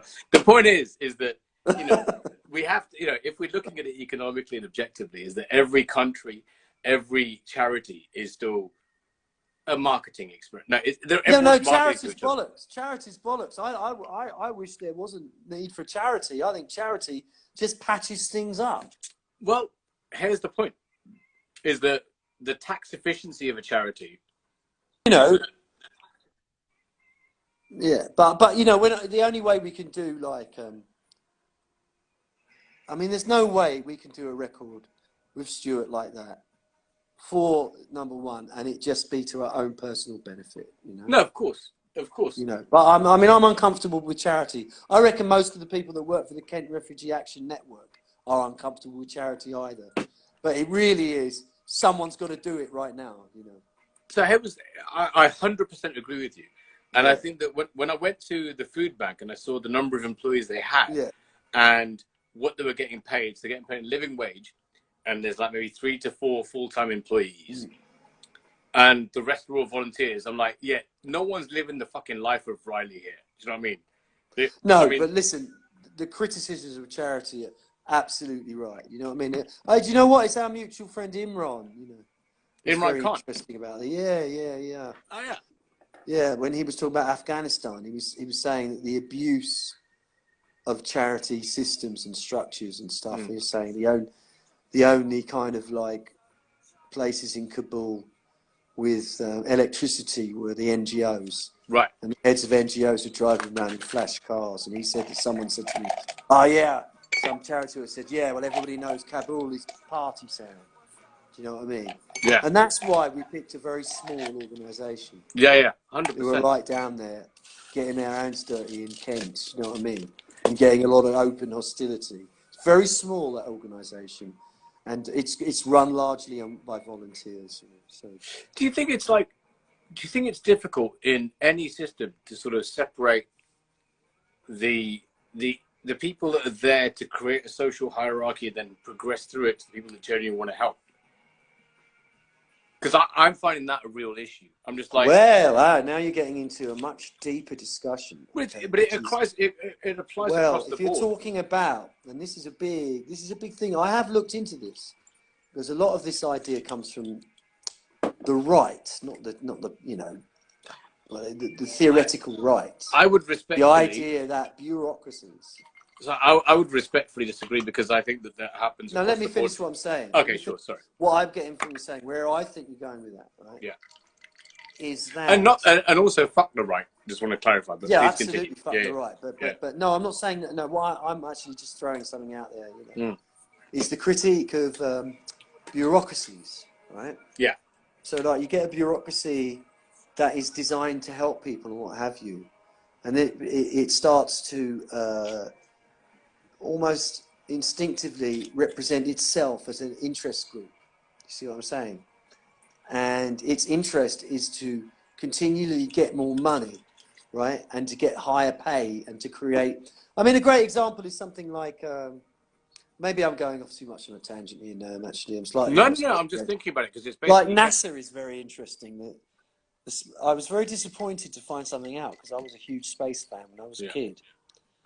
Like every time there's a spending round, and NASA's kind of like budget comes up, they always manufacture some great new discovery, right? Mm-hmm. Whenever you see alien plankton found on a meteorite, you can guarantee that's when NASA's spending round. They've been doing that since 1955. Yeah. And it always gets on the front page, but they've been doing it since 1955, right? You see what I'm saying? It's like, but you know what? I see the general machinations of capitalism and corporate structure. I understand. But this is bureaucratic structure. This is a bureaucracy that knows what it has to do in order to maintain its kind of level. And this is actually a criticism that actually comes from anarchists, but it also comes from kind of small state conservatives. Sure. And that was my point, was that actually like bureaucracy and the whole evils of red tape are across the political spectrum. Like people that, as you've just pointed out, there are people both on both sides. For me, it's about ego that fucks up both. You know what I mean? For me, the evil of the ego is the problem. So people that do good things and then do it to boost themselves and get the glory or whatever. This is another interesting philosophical point, though, isn't it, Nerm? Yeah. If someone does something good and nothing bad comes from that act at all, right, the motives are irrelevant. You might be a really sick, twisted fucker, right, who gets some kind of, I don't know, some kind of perverted pleasure from helping people. And, you know, right? Dude, right? No, seriously. Can I just admit, I get no pleasure from helping anyone. It just seems like the right thing to do. I have no. I know. I get no feel goods at all. I don't feel this whole thing. This is an analogy. Sure, right? but I just want to admit this right now to you, and with our friends watching, is that I feel no good. Guilty complex there. No. I wasn't asking for it. No, I'm wondering whether there's something wrong with me because I feel no benefit from helping anyone. I just do it as a matter of course. It's not like I want to. That's okay. You see. I think the motives, motive and outcome aren't necessarily. I mean, you might have evil motives. You might get some really weird motives for doing something good. But if no bad comes from your action, then it's okay. Well, how else do you judge it? How do you know what's going on inside somebody's interior world? You know, when they do a good act, you know. It might be for really perverse and horrible reasons, but the act is... I mean, I know this because, you know, some of the great... I had an interesting conversation with someone I know, amazing woman, actually, an Iranian woman who was on... She was on, I think, either the defence team or the prosecution team of Charles Taylor in bloody Liberia, right? She was saying to me that a lot of these great human rights lawyers and things like that are really, really horrible people, right? They seem like egotistic, you know, like really kind of like intense and, you know, bullying and what have you and stuff like that. And she was talking about it, but they get the job done. Right? And whatever their motives are, and whatever kind of people they are, it doesn't matter. Nothing bad comes from their actions, right? But they are, a lot of them, really horrible people. Unless they work for the opposition. Yeah, if they work for but that's a bad act then. That becomes a bad act. Right. I mean, you can have the opposite. You can have some nasty mind. You can have some policy that someone genuinely believes, like some conservative or something, that genuinely believes that their policies and what that are actually good, but they're not. That's a whole. And that their motives are actually well intended. That's you can actually be a well-intended person, but do absolutely terrible things. So that it works conversely as well. Yeah. You might genuinely believe that cutting people's unemployment or like privatizing the NHS, you might genuinely believe that this is good things and that competition and inequality will bring out the best in people and we should do this. Do you know what I mean? You might be doing it with good intentions and you might even be some Christian, you know, who prays and says, oh, I really believe this is the best way to do things. But what you're doing has evil outcomes. Do you know what I mean? You know, private health is a real evil. You know, I think it's evil. And so when does one detach themselves from their beliefs to assess their outcomes fairly? Well, I mean, being objective about what you do is quite difficult. I think that's really in the way, let history judge on that one. Do you know what I mean? Mm. Yeah. I mean, what do I do? I mean, what do I do? I look back on my actions and judge. I mean, I'll tell you one thing I try not to do is blame. If I talk about things that have gone wrong in life, I don't blame it all on an easy target. I don't blame it on somebody else. I do tend to take responsibility for most of the mistakes I've made. I actually say they're mistakes that I've made. I don't know if that makes me some kind of pious piece of shit. No, it just makes you fucking like honest as much as you can do, because you all have your... Yeah, because I see people, especially musicians who are my age now, who are quite bitter. You know what I mean? And sort of like bitter, saying they get to the 50s and they realise that it hasn't gone how they wanted it to. So can I now you've mentioned this, I didn't want to talk about this, but it's something that's quite interesting to me, is that musically you are a generation above me, and particularly a lot of your peers and people in that scene. And having met a lot of 90s stars, the word bitter came to mind an awful lot to me when I met them. And it was kind of heartbreaking, except for you. Yeah. I mean, like, there's a few people that we've spoken to, like Fabio, whatever. Like, there's been a few people that have just been like really supportive and really encouraging. But the word bitter is fascinating to me, because I think you see that. I mean, it is. I mean, the life of a musician. You know, even one that's sort of, I don't know. I mean, I don't know. Am I successful? It's a hard thing to say. I think a lot of things that ADF have done have been certainly successful artistically. Not all of them, but certainly a good amount. well, it's how you define really success, right? It's had an impact for sure. So, and it continues. Yeah, but I mean, I actually believe a lot of it was artistically good, and a lot of, and I think this thing is artistically. I mean, this thing I really believe is artistically good. What we've done with Stuart Lee, and it's really surprising. I mean, you asked me earlier, where are the ideas? Is it left? And what's left? And I say surprises are left. Yeah, fine. It will just continue. This was. That's all right. This was a surprise, and I don't think anyone realised where this one would go.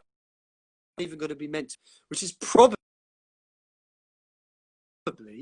why it's got a vibe, because no one thought too much about it. You know what I mean? No one thought about it, and that's a lesson. It's almost like the lesson you never learn. That when you're not thinking and you're not trying, and you don't have any goal, you don't go, oh, I've turned the hi-hat in. Or we've been a week in the studio, I better turn that hi-hat up. You know. It's always the ideas that you don't think about that come out the best, you know. Yeah, 100%. But anyway, where was I? Sorry. Yeah, I mean, I wouldn't say I've been a financial success or whatever, but that was never my aim. I'm happy with a sort of.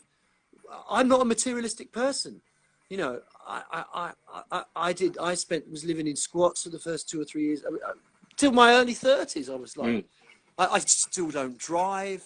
I never buy expensive clothes. I can't bear the idea of doing it, and I don't have a garden. You know, I mean, I'm not materialistic person. But the question of ego wasn't aimed at you; it was aimed generally. I'm just saying, you know, talking about achievement and talking about, you know, bitterness. You know what I mean? I mean, because I've never aspired to wealth, and it doesn't mean much to me other than having a basic level for my family. You know, I feel like I've done great out of music because I'm not starving, and because, you know, I can, you know, I can eat, and I can, you know, buy okay things for my son. I can look after my son. You know what I mean? Yeah. And you know, that's more than enough for me. More than enough. You know, and so, you know, but I obviously worry about it all collapsing tomorrow, you know, well, as it could. I think there's the collapsation part of it is I think a reality for everybody. Yes, it is, but it's always been the reality of someone in music because it's so uncertain. Yeah. You know, and of course, if general uncertainty is general uncertainty about everything, uncertainty about music, if like there's twice as much uncertainty for your average person, There's 10 times as much uncertainty for the average musician. You know what I mean? It's inverse. Depending on your background. There's a There's a socioeconomic fucking pull there. If you haven't got a hedge fund dad or something, yeah. Also, Exactly. exactly. Huge inequality there. But I'm talking about people I know and what have you. Yeah. I mean, pretty much every guitar band in their 20s, the only way you can get going is if you've got a rich family. There's no, you know, there are no bands left because it's just too expensive to have that old school band unless you've got someone to fund it, you know. Yeah. Yeah, well, I think, you know what, in that respect, I'm very fucking blessed that I've got people all around and have, you know, supported. And I think that also, there's an interesting thing about when an act gets as big as ADF were, when there's a machine behind them, right? Which... Yeah, no, I mean, you know, it kind of wasn't quite like, it might have looked like that because it seemed at one point we were everywhere, you know. Bruv, you know what you don't realise, right? In 2000, when you guys played Glastonbury. Yeah. And it was like the big ADF gig at Glastonbury. Yes. Me, Harv and Jutler were there. Oh, right, really? All fucked up, which was like, it was really fucking funny. Because it was like, it was a point of pride, right? It was a massive point of pride. Well, good. I'm really happy. I'm really happy about it. A lot of these stories are coming out to me now, and I'm really happy when I hear them. But you know what actually happened, right? So I'm really happy that you guys were there. Oh, but bro, it was a shit show because it was the last free Glastonbury, right? So it was like the last one that you could run into. Oh yeah. Without the fence and stuff. And so Harv, like, I had a really, really, really, really shitty time. I think it was, something mad had happened. I was in my parents' corner shop in Witten in Birmingham. Near the Villa Ground. Like, it's a shit show. And Harv from me, it was like, bruv, get the train right now to Bristol. We're going to come pick you up. And I was like, okay, where we go? We're going to Glastonbury. Just come now. Like, fine. So I jumped. I spoke to my parents. I was like, listen, I'm just going to go. No, we're going to go. I'm just going to go to Glastonbury. Whatever. And they were like, okay. So I got a rucksack, got a toilet roll, a pasty, and a £5 note. And I jumped on the train from Birmingham New Street to Bristol. And I hid in the toilets the entire way. And then jumped out. And then an ice cream van pulled up. And Harv from Charged, big up Charged, picked me up. And then we went to Glastonbury, drove in, just smashed through the barriers. And then... Oh, really? Yeah, like, it was proper, like, proper ridiculousness. But yeah, it was like a real moment for me as a brown kid in this, like, you know, whatever creative thing, to see a bunch of brown people on stage. Do you know what I mean? It was amazing. Yeah. I have to say, I mean, I kind of didn't think about it, but, you know, I'm getting people saying to this now, you know, and, you know, people who are like, oh, well, I was a teenager when I did this, and you know, it's very heartening. Yeah, and I'm surprised that hasn't fucked you up in like politically or like in terms of your outlook. Like, in what way would it fuck me up exactly? I don't know. Well, because the praise might have gotten to your head, or might have like fucked with your ego, or you know what I mean. It could have fucked with you in a different way, but you've always been really the same Steve that I've always known. And that can't be said for some people that I've met over the years. Yeah. You know what I mean? I think they were. I mean, I am, and I still have the same kind of faults, but they were never. I think mine was I get very stressed, and weirdly I often think everything's going to go wrong. It's really funny. It's a funny driving force, and I still have it. That's the best way to be, I guess. When I look back at it, then it's quite clear that there have actually been some serious things that have gone wrong, personally, you know, and health-wise for me. But I said, you know, things haven't gone wrong actually, really on the whole. But sometimes they felt like they were all going to come down on me like a ton of bricks, and I was going to be out on the street, you know. Yeah. Like on my own, like crawling around in some gutter, you know, because I saw certain paths that might take me there, you know, bad decisions about such and such, you know, and I worry about that. But I am a worrier, actually, a rebel warrior. I've tried to control that. I mean, that's my biggest fault, really, and that pisses a lot of people off. because I get really kind of like, concerned. I'm not relaxed. I'm hyper. I'm hyper, and if I'm not doing something really hyper and really getting into it, getting on a vibe positive, I'll be the opposite. Do you know what I mean? Yeah. Which is why I'm a bit better than that these days. It's why you're pacing around. Yeah, that's right. The fact that I can actually sit. Yeah, sort of. Yeah, but the fact that I can actually sit and say that to you now in an interview means that I'm kind of beating that side of myself. I'm getting better at it, Yeah. Because I take on a lot. When I start something, what happens with me is I have an idea, right? I have an idea, but I don't think through the actuality of it and discover the actuality of it while I'm as you go along. Of course. Yeah, of course, yeah. And then, then there are certain bits that go, oh shit, I didn't think of that. Oh no, what have I got myself into, kind of thing. Yeah. But it usually turns out all right. There's a few times when it hasn't, but largely it has turned out all right, And obviously, when you've got a band, when once you get in with the band and stuff, and it's all happening and stuff like that, a lot of that stuff is dissipated in me. Yeah. Being in a band is very, very good for me as a person. Really fantastic. It's the thing that I have the strongest relationships in. That I really value those relationships, and it's the strong links. I mean, the band that I was in the mid '80s, I'm still such good friends with those guys, and we still like to play together. Do you know what I mean? Yeah. And they really are sort of my oldest friends, And when we get together and play, it's still the same kind of relationships, and it's lovely that it keeps continuing. So I really value. I don't like it when things get bad within bands, and I'm always trying to neutralize it, be the peacemaker, and stuff. And then sometimes my peacemaking makes it worse. You know what I mean? And it might. But I think that's kind of the inevitable in all punk bands, is that the kind of. Well, in all bands, it's not to do with whatever they are. But when you're up close with people like that, and you're doing stuff like that, and the way it works changes over the years. It's Yeah, I guess everyone grows and stuff as well. So you've got different types of personalities that grow, that have to intermingle too. But I think, like I said, I think that for Charged or whatever other band I've been in, the friction's always made the best art. Sometimes that happens. I mean, Buzzing was an amazing the track Buzzing. Oh mate, you know what? Actually, I've got to say, there was that. You know what? The watershed moment for ADF for me. Was 1996 when Mixmag put Charge, the track on Rough is Revenge, on that mix CD, which was just fucking amazing. I was like, yes, yeah, we've fucking arrived. It was amazing. Yeah, that was a great track. I mean, that was fucking amazing. Though they mixed it as well was wicked. But yeah, like I said, the contention within bands. I'm burping like a bastard. Sorry.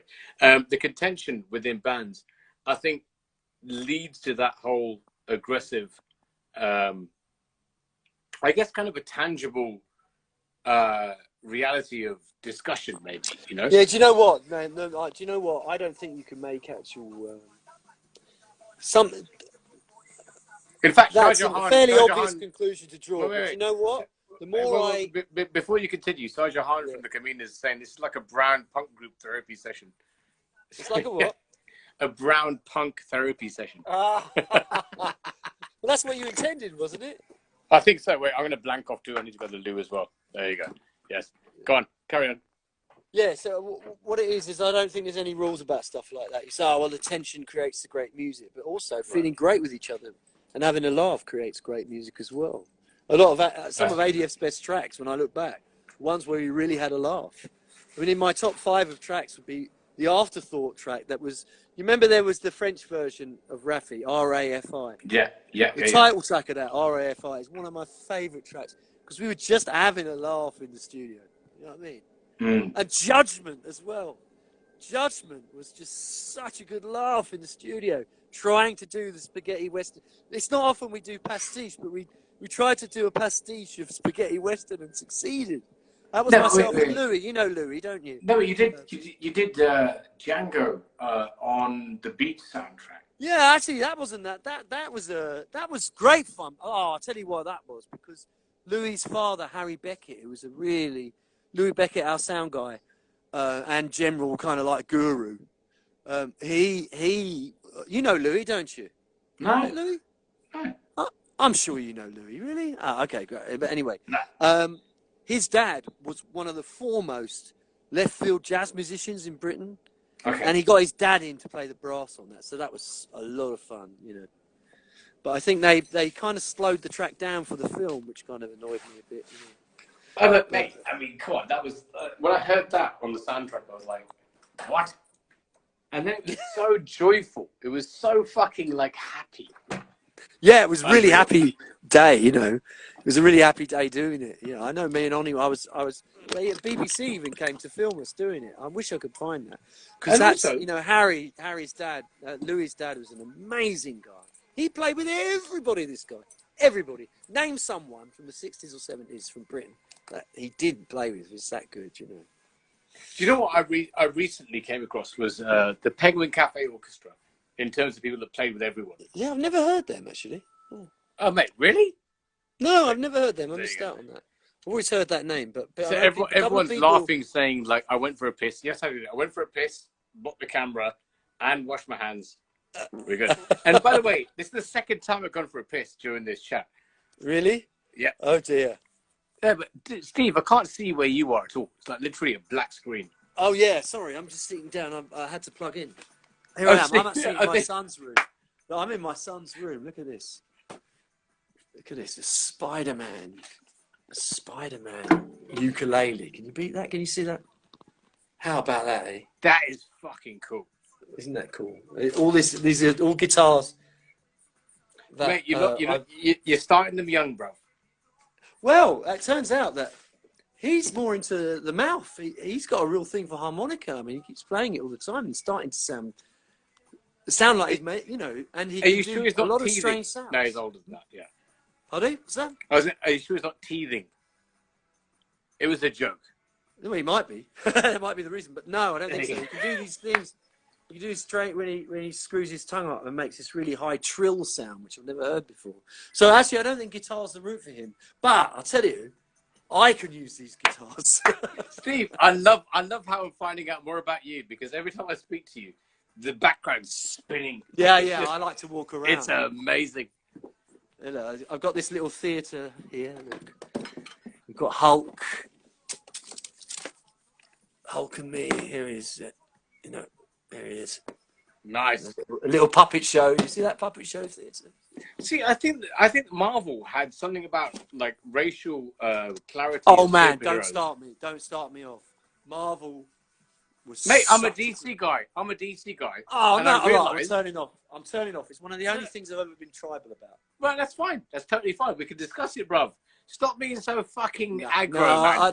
I won't. I don't have DC in the house. So the reason why I think it's fascinating, as you just correctly pointed out, is that Marvel are able to be any race, whereas DC typically have. I read, mate. I'm way ahead of you on this. I'm going to be a pompous wanker with you. You can be a pompous. I read Black Panther in 1973, mate.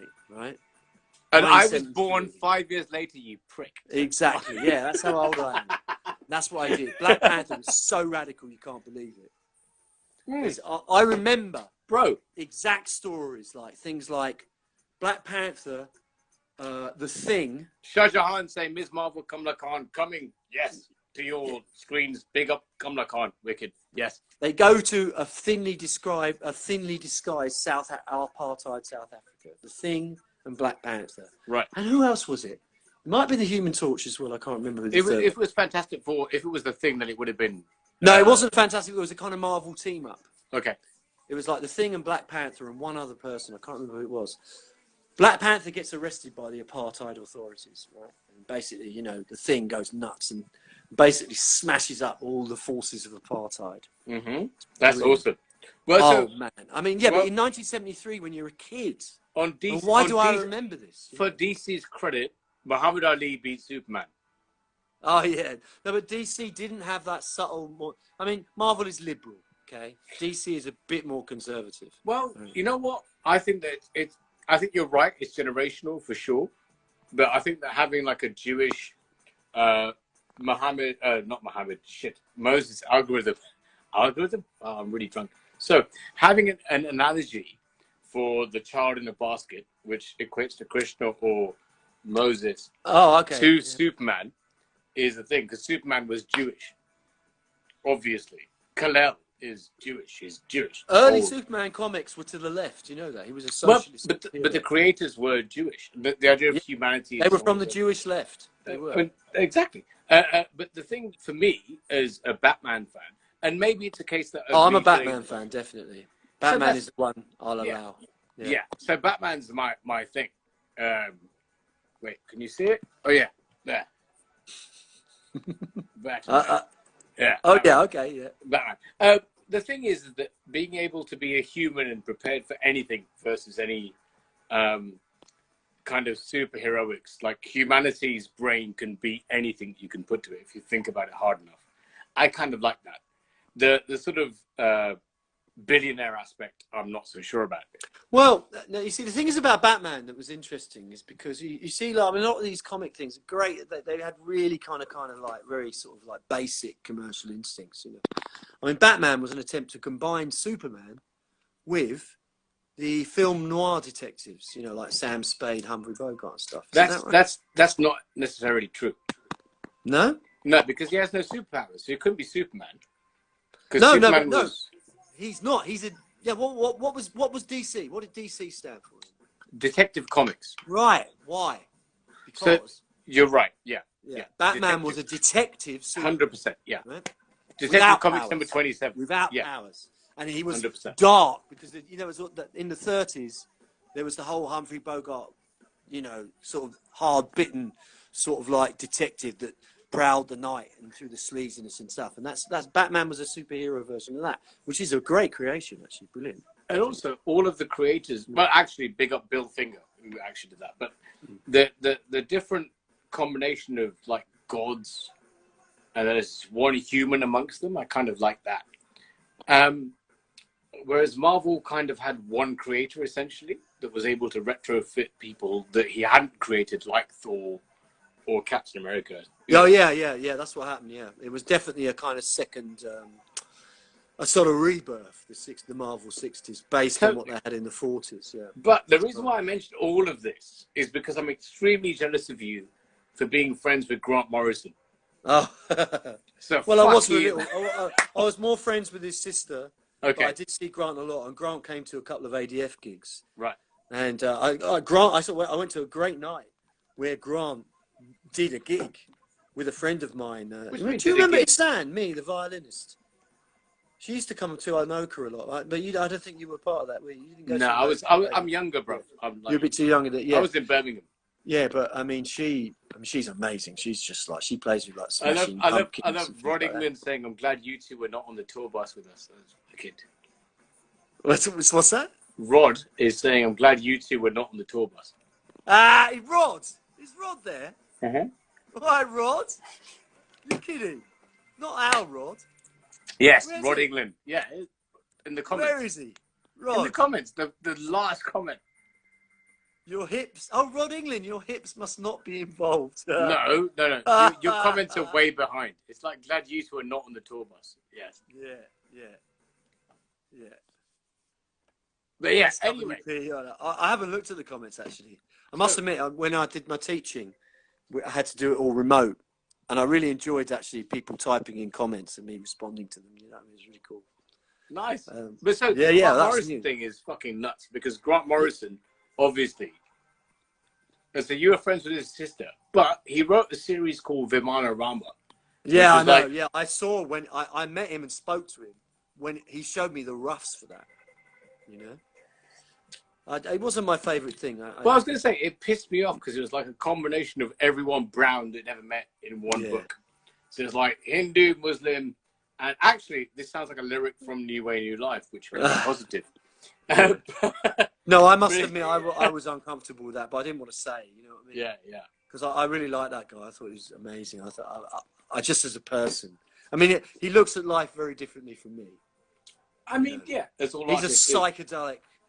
He's a real. I mean, he's very much in the mold of. He comes from an older kind of pre-hippie psychedelic sort of explorer. He's like William Burroughs or something. Mate, fuck off. Grant Morrison's not that old, but No, he's not that old, but I'm saying that's what he reminds me of. Oh, I see. Okay. It's a sort of hallucinogenic, psychedelic, anti-science, anti-reason. He was born in 1960. I honestly, from reading his work, I'm not sure I agree with the anti-science bit. No, he is. I know he is. Oh, really? He said to me personally that he thinks that everything went wrong with rationalism. He said that to me, and the Enlightenment. He said that's where things went wrong.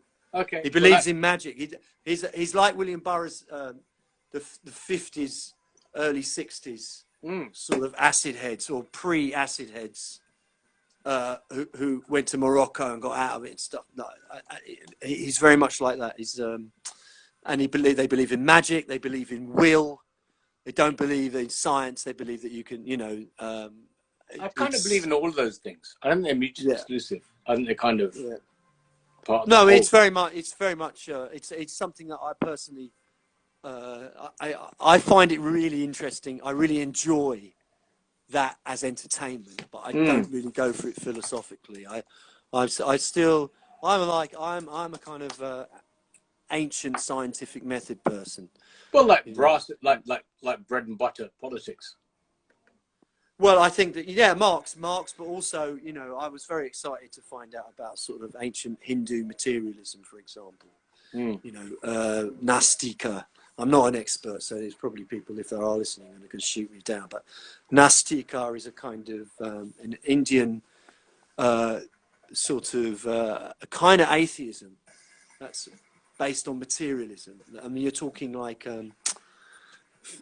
nearly 2,000 years before what they call the Enlightenment, which is why I lean towards atheism. I'm not 100%, but I really get pissed off by other atheists like Richard Dawkins and people like that because they're just so fucking Eurocentric. Their ideas were not. Even within atheism, there's like all sorts of other shit. I mean, within everything, there's so many different fucking ways to go. Yeah, but so I tend to be more. I lean more towards science, and more towards kind of like 2 + 2 = 4. Is one of the only things we can be absolutely sure of. Can I ask you something? And you can not answer this. And towards Marx as well, I lean quite a lot to some of things that he wrote, but not all of it. I actually think some of the things he wrote were some of the most stupid things committed to paper. But some things I really do agree with. Yeah. Well, I mean, I think that opens up the whole thing. Where I'd like to ask you something, and you can just tell me to fuck off. But is there something that fuck off? All right, I've done it. Okay, fine. Okay, bye. Bye. There was a point where we were on tour with the band, not with Asian Definition, me and Charged and with everyone on tour. And there was an assumption where everyone around me in this musical family, which is obviously a construct of my own idealistic head, believed the same things. And then suddenly you find someone that's homophobic or is a misogynist, and you're like, oh wow, you're a fucking prick. Like, what the fuck is this? There's no way you can get groups of people and together in confined spaces and whatever, and certain things don't come out. But at the same time, you have to try and keep it together for the show, and this is a struggle that I have. Right. I'm happy to say the current lineup of the band is very, very, very good. About as good as you can get on all those fronts. But so not specifically to the band, and it's not sort of digging in any sort of way to try and find any dirt or anything about your band lineup or anything. But how do you personally cope with trying to constantly battle people that don't have the same ideology? Or how do you? It's a good question, actually. And how do you do it, like in a way where if you did it sort of professionally, for example, in quotation marks.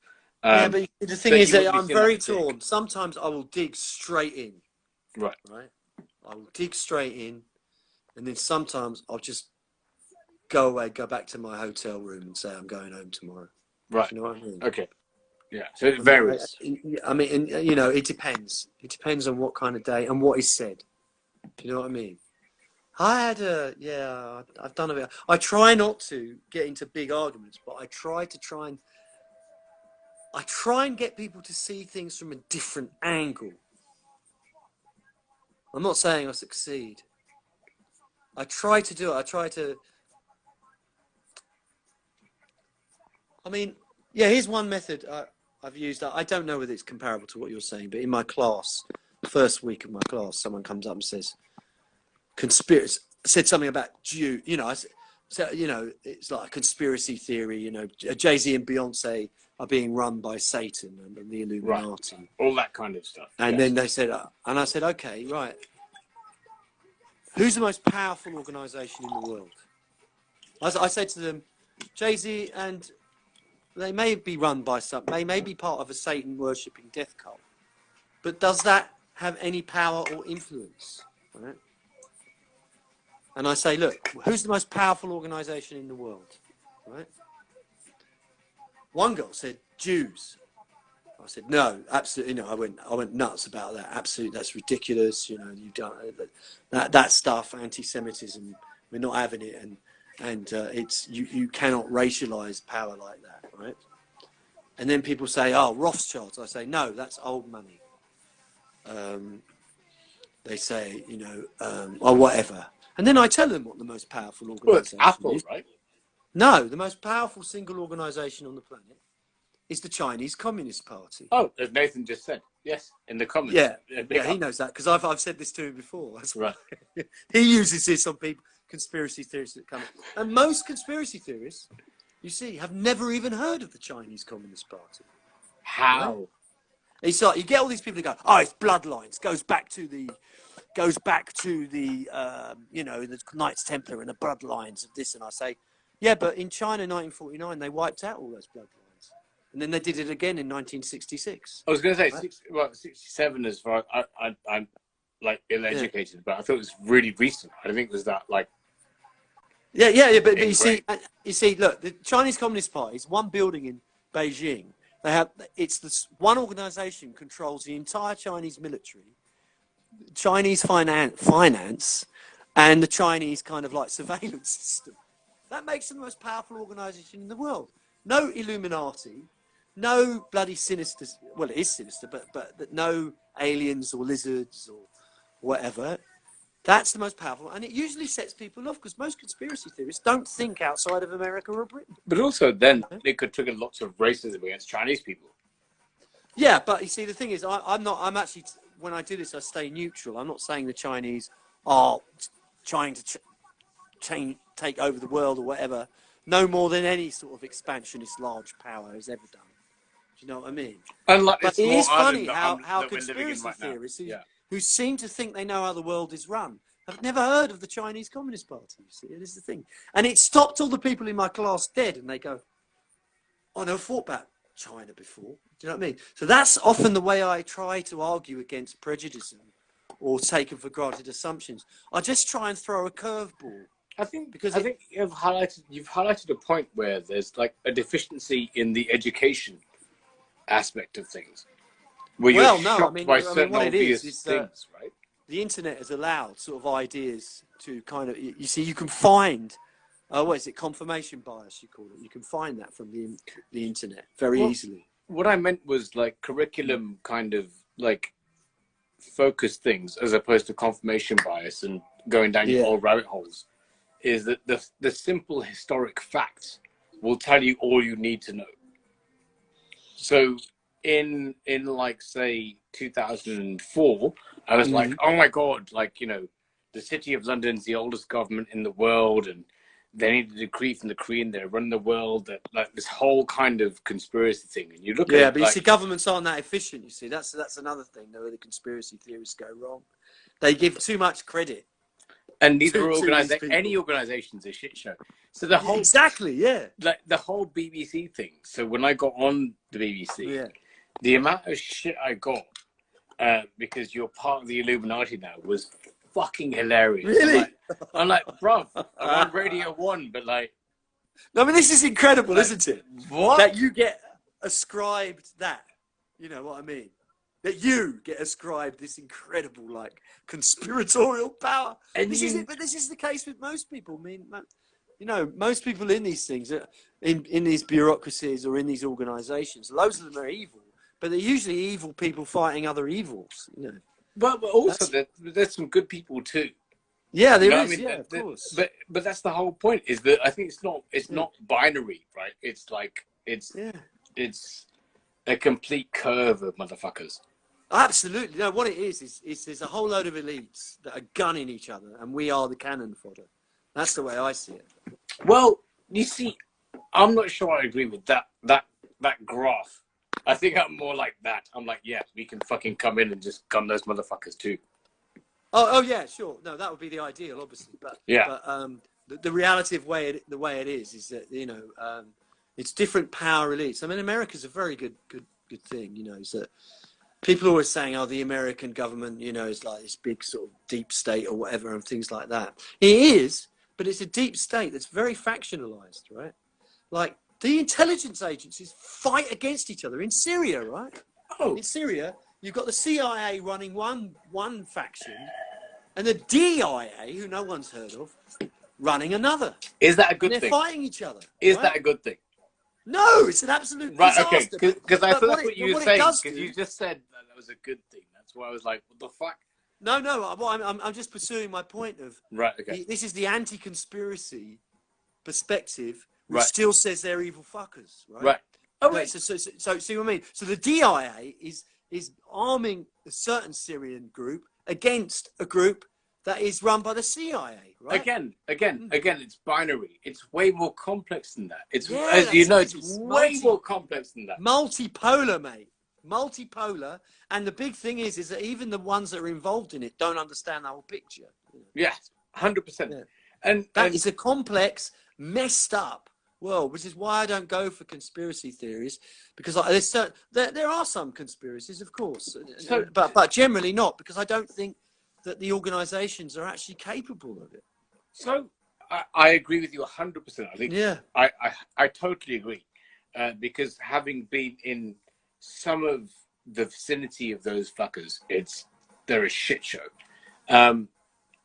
But also, I think there's something in the human condition that needs escape, because we're all looking for an answer. We're looking for some purpose. We're looking for something to fucking validate us. And thankfully there's art and music and all these things that gives us this fucking reason for being, essentially. Yeah. And points us in the right fucking direction. And it strikes me that whenever there's like a massive sort of right oppression, the artists respond in kind. So we were talking earlier about Ms. Muhammad and people that we both admire that are women. It was in 2012. I was like, there was like I expected an explosion of brown kids after me and Dee were on Radio 1 to create a whole new scene, but there wasn't. What happened instead, not because of us at all, was a bunch of brown women just fucking expressing themselves, which was fucking amazing. And so you go and support that. And I think that, as a political expression, was really gratifying. Oh, absolutely. I mean, I get on that. Well, you know what? No, I think I might have to wrap this up, mate. I'm gonna have to wrap this up. We've gone on quite a long time, haven't we? I think Do you know what? You're one of the only people I know who can actually out-talk me. Shut up. There's not many people that can. Okay, well. Usually it's other people that close down the conversation. Shit, did I really out-talk you? Fuck. You did, yeah. Well, I need to wee. No, I'm joking. So. We talk to each other, you know. Right, well, big love, bruv. Hey, absolutely. Really enjoyed that, Nerm. Thank you, man. It's really nice to speak to you in amongst all this madness, actually. You too, brother. Yeah. And yeah, I'm gonna go wee. Haven't you done that already? Yeah, I've done it twice. I'm gonna do it 3 times now. Well, can you tell me? I'll tell you what. Here's the thing. Can you do a table for all the people you've interviewed? Can I wee on the table? No. Can you? No. It's all right. No. Okay. What do you want to do? No, please. What do you want to do? I want to be judged by the amount of times that you went to the toilet. I want to know how many times you went to the toilet in all your other interviews. Because I think it might say something about the quality of the interview. Dude, I stayed on the call. No, but do you know that thing about and fuck you, I sat down to there was a pee. great director. There was a Hollywood producer who would decide which films he was going to back by how many times he went to the toilet. You see, that's what Bro. Also, I didn't stand and piss so you could hear it. I'm not interested in the details. I sat and weed so you I'm couldn't hear not it. interested in the details. It just brought to mind this producer who judged what money he was going to give by the amount of times he went to the toilet during the film show. Okay. Okay, I want to see two, average two. Okay, the comments are coming in. You average two. Two. Yeah, they were saying two. There you go, You're bro. not drinking though, aren't you? So I'll excuse you. Exactly. Big love, bro. Thank you. All right, big love, mate. See you See you soon. Bye-bye. Bye.